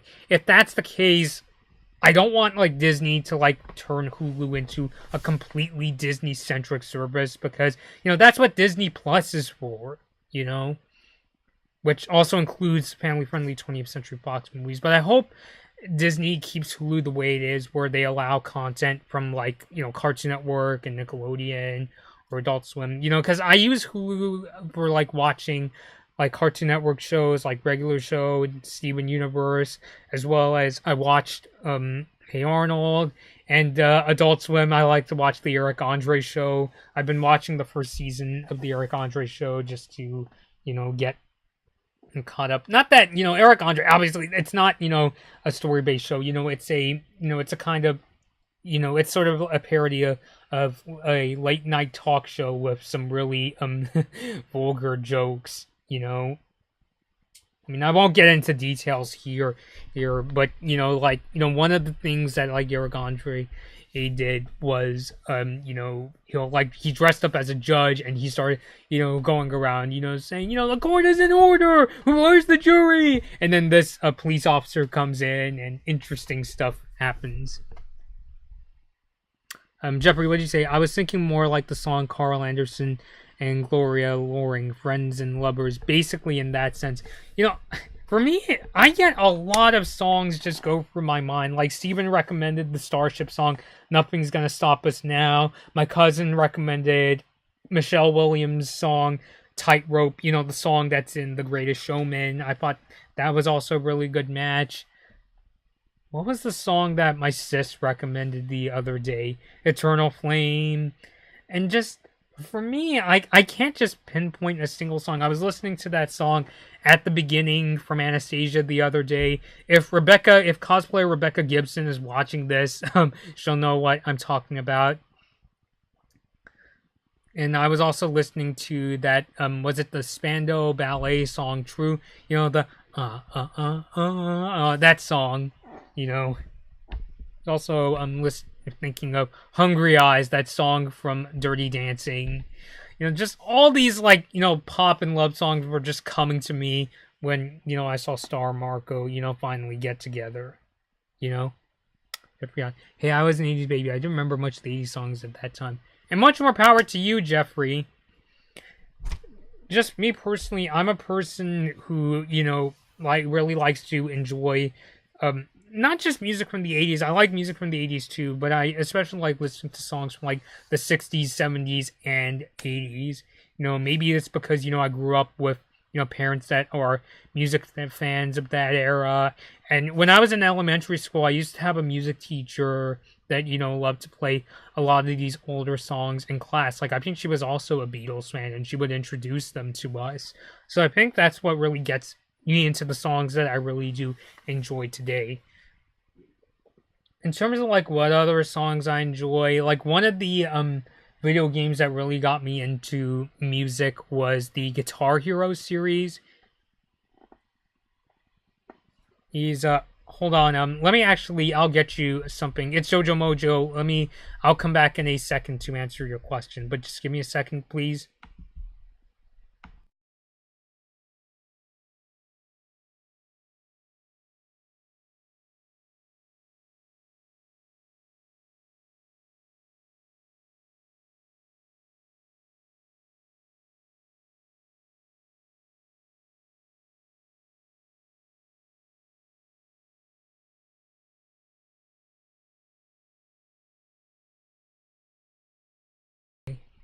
But I was just about to say that the video game that got me into just music in general full time was actually Guitar Hero 3. This is my copy for the Wii, and it has some really great songs. Like it had Mississippi Queen. That song was in a regular show episode. It also introduced me to the Strokes, the Who, many other bands, the Sex Pistols, and Metallica. Funny enough, when I finally managed to see Sozin's Comet, the very next day after I saw the episode, I played that song, the song One from Metallica, to kind of, play up my sadness. Taking my arms, taking my legs, taking my soul. Oh, that's what life's like in hell. Yeah. What were you saying? It's Jojo Mojo. I don't know how much you are into fanfics, but if you are, have any good ones you'd recommend, as well as love songs too. Fanfics is really hard for me to pinpoint because I do get to read some of them. Some of my favorites actually are on DeviantArt. I forgot, there was one that Steven... Oh wait, let me see if I could find... There was one really sweet one from fanfiction.net that Steven recommended. I think it was called Wings or something like that. It's a really, really sweet fanfic. It's basically about Marco cheering up Star after her first battle with Toppy, and it's about him cleaning Star's Muberty wings. You should go check that out. Let me double check to see. I think its name is Wings or something like that. Thinking of the name Wings, it reminds me of the Paul McCartney song, Maybe I'm Amazed. Which I'm sure a lot of Starco fans would also take it as a Starco shipping song.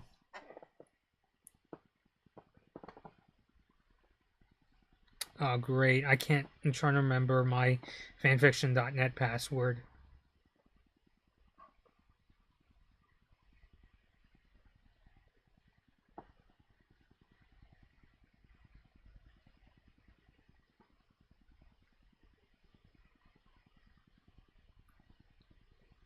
Yeah, it's called Wings, It's Jojo Mojo. It was a really sweet fan fiction.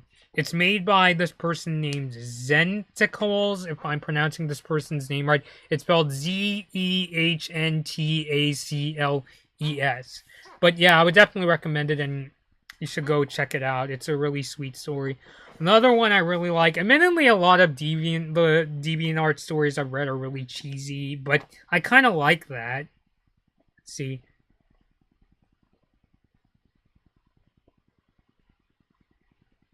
Yeah, I noticed I really like a lot of deathmatch mods stories.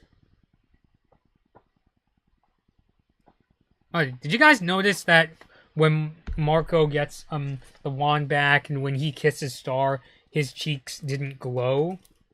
I don't know, it's kind of weird. Why did his cheeks glow in the Booth Buddies episode? Was it because it was their first kiss?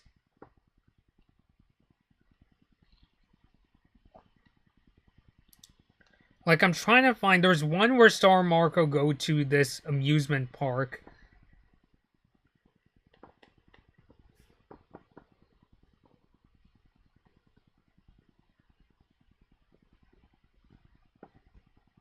Yeah, it's called Fun at the Amusement Park by Insomnia Rider. That's also... one that it's a little corny, but I'd say it's well meaning, I would say. Jeffrey, he tried to dip down. Are you referring to when Marco was in the booth, the photo booth? And love songs, there's so many love songs I really enjoy listening to. Some of them come back from the days when I was a hopeless romantic in high school. And yeah, my sis is giving me weird looks. Like I enjoy listening to a lot of like the Bee Gees songs, like Night Fever, How Deep Is Your Love, To Love Somebody, Beatles. I can think of Obladi Oblada, 8 Days a Week. Love songs. There's a couple from Wham and George Michael I really like. Like, does Fast Love count? Even though it's not really like a super sweet love song. There's also Wham also, or was I don't remember if it was when George Michael was part of Wham or when he went solo. There's also that song Faith he did. And also Freedom, not Freedom 90, but Freedom, I don't want your freedom. I'm gonna play around, like that one. Jeffrey, no, when he had the wand and tried to get in contact with Star stuck in the magic realm. Does that count as dipping down? I thought he was just trying to use the spying spell. But there's many others I can think of. Like, I also like from REO Speedwagon, Can't Fight This Feeling is a good one. There's another one that I like even more. What's it called? Keep on Loving You. Like the REO Speedwagon songs are really amazing. And also, like, I'm an avid listener to, if you live in Southern California, we have this radio station called Coast 103.5, and every night they have this segment called Love Songs on Coast, where they play all these pop songs from, the late 20th century, and I love listening to that. And also, there's, Babe by Styx. That's also a really good one. There's really a whole ton that I could name here. But yeah, if you're looking for recommendations, check out the Bee Gees songs, check out REO Speedwagon songs, Starship. This one isn't necessarily a love song, but I listen to it a lot because I think about how, Star and Marco are probably going to be living a great life as a couple. The Good Life song from One Republic. I mean, I don't care if, like, One Republic, some people consider, old-timey band. They have some really wonderful songs, like Stop and Stare and Secrets. Like, they're one of the few pop bands that I really, really like nowadays. Same with Owl City. I mean, I feel like a lot of Owl City songs fit really well with Star. Like Fireflies, Vanilla Twilight. Others that I could name. But yeah, those are some bands both in the past and present that I really enjoy. That's the thing about music. Music shouldn't be like a trend. Like, even if it's like for some people, it's like, oh, I love it this year, but I hate it next year. Music should be a thing that, is timeless. Whether you're listening to, it's a new song that came out today, or it's a song that came out 50 years ago. Like, even if people consider it old, if you like it, then enjoy it yourself. There's a lot of bands that I'm kind of afraid to talk about nowadays because I'm wondering if, like, a lot of my friends would consider them old.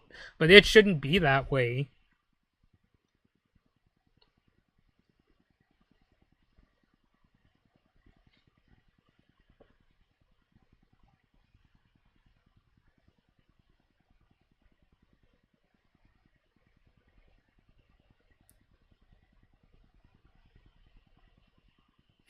I don't know why. Why am I looking at this picture of Star Marco, the picture of them kissing, and thinking of the One Republic song Stop and Stare? I mean, that would be like a song to think of if, like, Star and Marco are wondering how come they can't get with it. It's funny enough, I had this, like, weird idea of what if Star and Marco did a duet, like if they had a completely musical episode. I really wish they did that, where Star sang Whitney Houston's How Will I Know, while Marco sings Vanilla Twilight.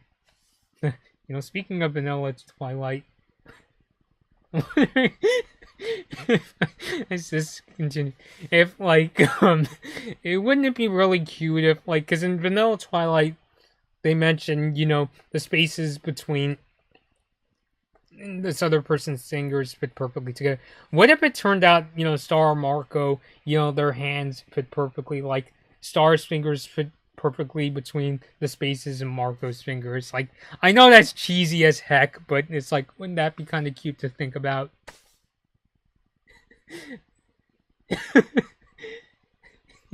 Yeah, I keep looking at my sis, and she's just been giving me these weird looks since. Oh, great. She's starting to talk again.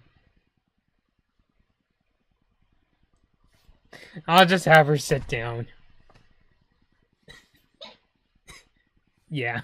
And that's my sis, by the way, that's doing the voice of Miga here.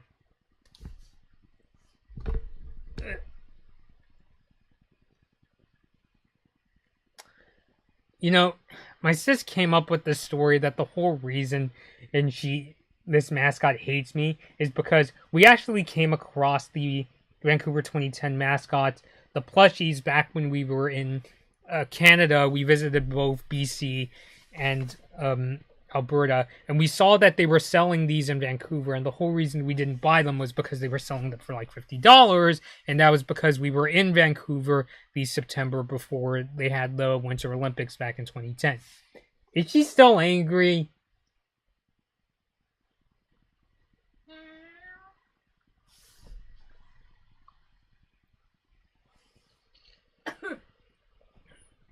So, yeah.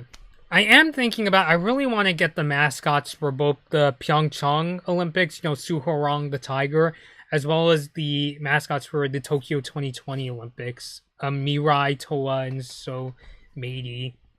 But I would imagine if you go looking for them, they probably cost $50 or however much that costs in yen. I don't know. I mean, I would like to go to Japan one of these days. Probably not during the Olympics because it's probably going to be crowded as hell. And, I've seen videos of Tokyo and it's already a really busy city on your average work day. So I'm just like, I don't know. Jeffrey, what'd you say? Oh, well, that is easy to say. I have well over 2020 songs on my computer, about 6 or 8.5 gigs worth. I'm not even sure how many do I have because I listen to a lot of my songs through Apple Music. I used to store a lot of my songs on my computer, but I don't these days because, for streaming, they're stored on, a server over the internet. So, I don't know. Keeping this stream going on. As long as you guys have any more questions you would like to ask me, especially if they're star related, I'll keep this going on.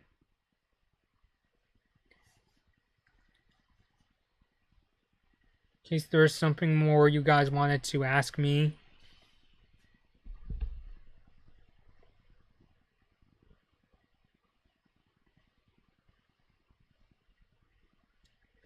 Or I could just keep pushing out fan fiction theories and pissing off my sis.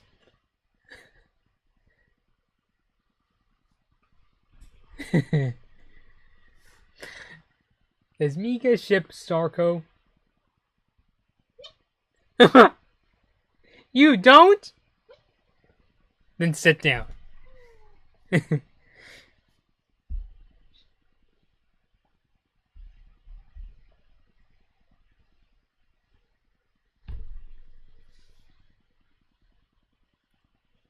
Although, wouldn't it? What if something happens where Marco is like seriously hurt and it looks like he's dying, and it's like that scene in Howl's Moving Castle where Sophie gives Hal that first kiss when she finds him after she supposedly accidentally kills him.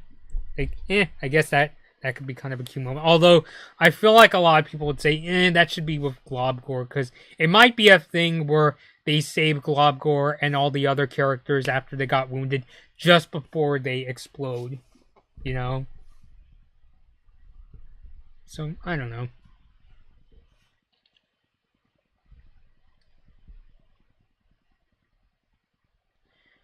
I'll keep the stream going for a few more minutes just in case some of you guys have more things you wanted me to ask me regarding the. It could either be about the newest episodes, or where you think where they're going in the finale, or what am I going to be doing after the show ends. Because honestly speaking, I don't think it'll be like over for everybody just because the show ends. Like I'm sure people like Heather will still be making really great cosplays. If anything, the cool thing about Star was because of the Star fandom, she was able to get in the spotlight. So in the future, when she does come out with a cosplay, like if she wants to cosplay like a character from the Owl House, she'll still have, a good following. And of course, I think for people like Kyra, because she's very focused on like alternate universe stuff and she's making her own sequel basically, I still think she'll have a really good following after that. It's just that my concern comes from more fans that solely rely on where Star is presently.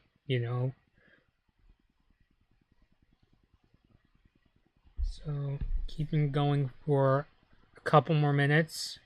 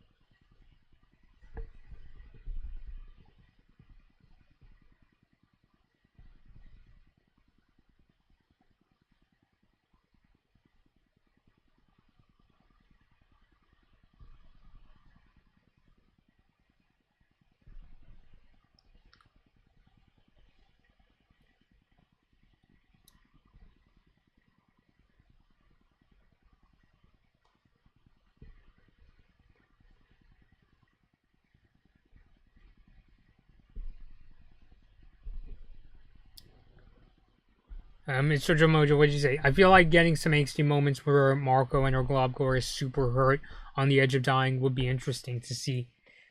Yeah, they'll probably do it for dramatic effect. Although, what if it turns out, first of all, can River even get into the sanctuary? I know he's aware that Moon speaks alligator,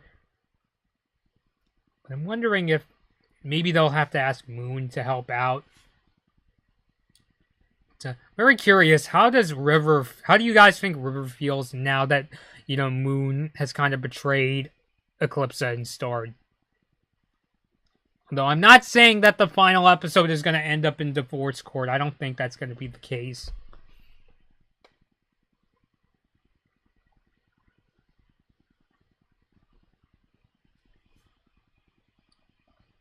What I think might happen is Star might, like, let's say Star does get, some kind of new form of magic after she destroys magic. That's another thing, too. If she destroys magic, how the heck is she gonna heal her friends? Like, basically her entire army was taken out by, Mina. If there's no magic, and, this isn't the kind of thing where, just get some Neospore and as my pop filter's about to, this isn't the kind of case where, just get some Neospore, and it's like, no, like, she's gonna need magic to, heal her friends.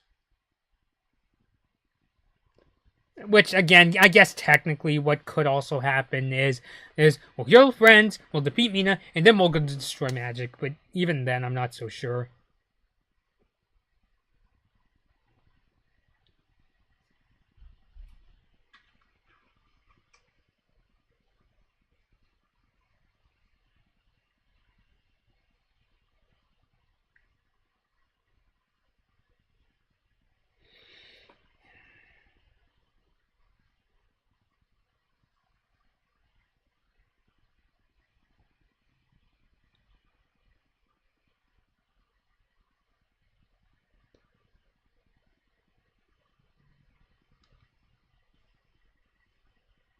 So, yeah.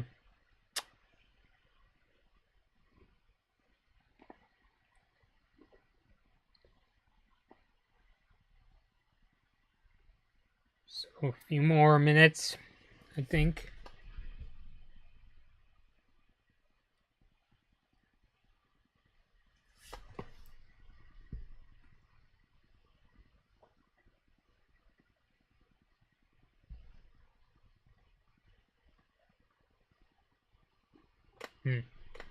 Since we're in mid-May and I know we're currently in prom season, do you guys know if anybody dressed up as Star Marco or any other Star characters for their high school prom?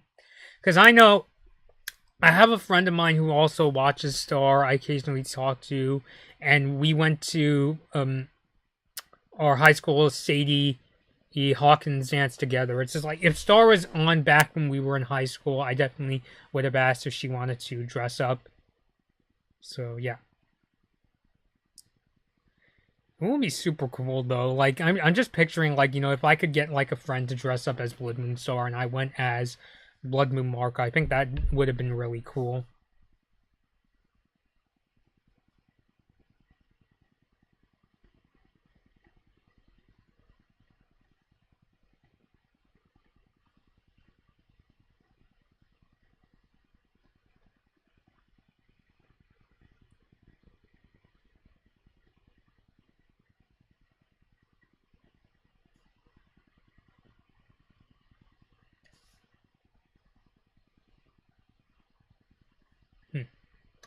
I guess while I'm here, I might as well say that I am still. You guys might have known that I've been doing PC upgrade plans right now. I'm not streaming from my upgraded PC because I still have to figure out a lot of the OBS stuff. I think I might change out the processor. I put in a quad-core i5, but I think I need a more power-efficient version. But I did put in a new graphics card, so whenever I have to do like these live streams with stream recording, like how I have the live chat window here, I might do that in the future. But I may as well show you guys if you're into computers. This is the old processor that was in my desktop PC. You could see here there's still a bit of thermal paste on it. I tried to wipe up as much as I can. It is a dual core i3 2130 running at 3.4 gigahertz, and I wanted to put a more powerful version in the computer. See you, Jojo Mojo. Thank you for coming by and joining the live chat. But yeah, I'm probably gonna have to put a solid state drive and a more power efficient quad core i5 in it, because I'm realizing that whenever I try booting into Windows, it often takes a really long time. I even sometimes have to do cold restarts, and I notice when I go into the task manager, the hard drive is like pulling like 100%, like literally 100% of its resources to work.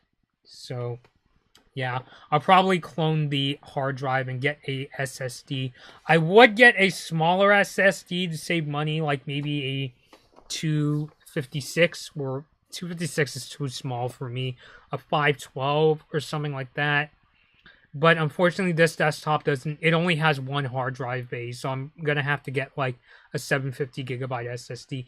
Not the most cost effective option, I know, but I want a faster computer.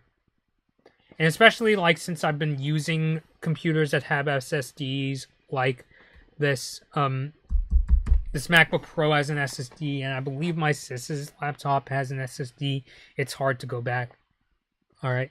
Jeffrey says, well, hope to see you in the next live stream. This is great and fun too. And I appreciate you guys for coming out and chatting about these new episodes and theories with me. We're getting close to the end. Next Sunday's episode is the very last episode of Star vs. the Forces of Evil.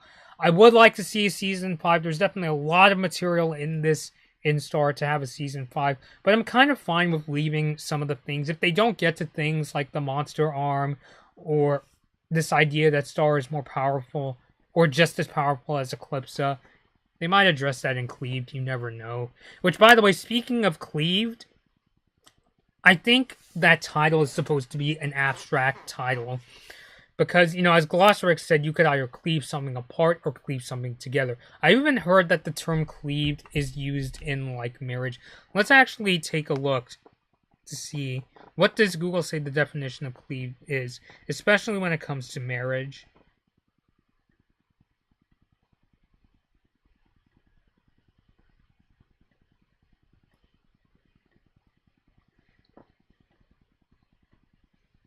Well, let's see. Well, maybe not the Google definition, but I mean cleave in marriage.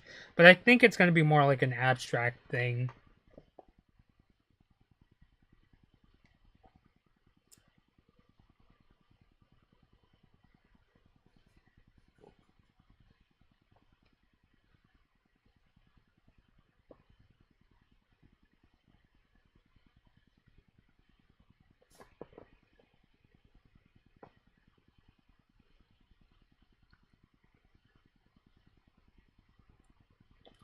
But I'm definitely looking forward to I'm seeing, what they do in Cleve, hoping Star Marco do get together, even though there's kind of warning signs that Star is going to destroy magic and, she might even, move on from Marco. I still think, there's some things, it's not going to be that, obvious. There's going to be things that maybe either magic won't be destroyed or a new form of magic will come, and we'll still see Star and Marco get together because the relationship has went through a lot of shit in the past.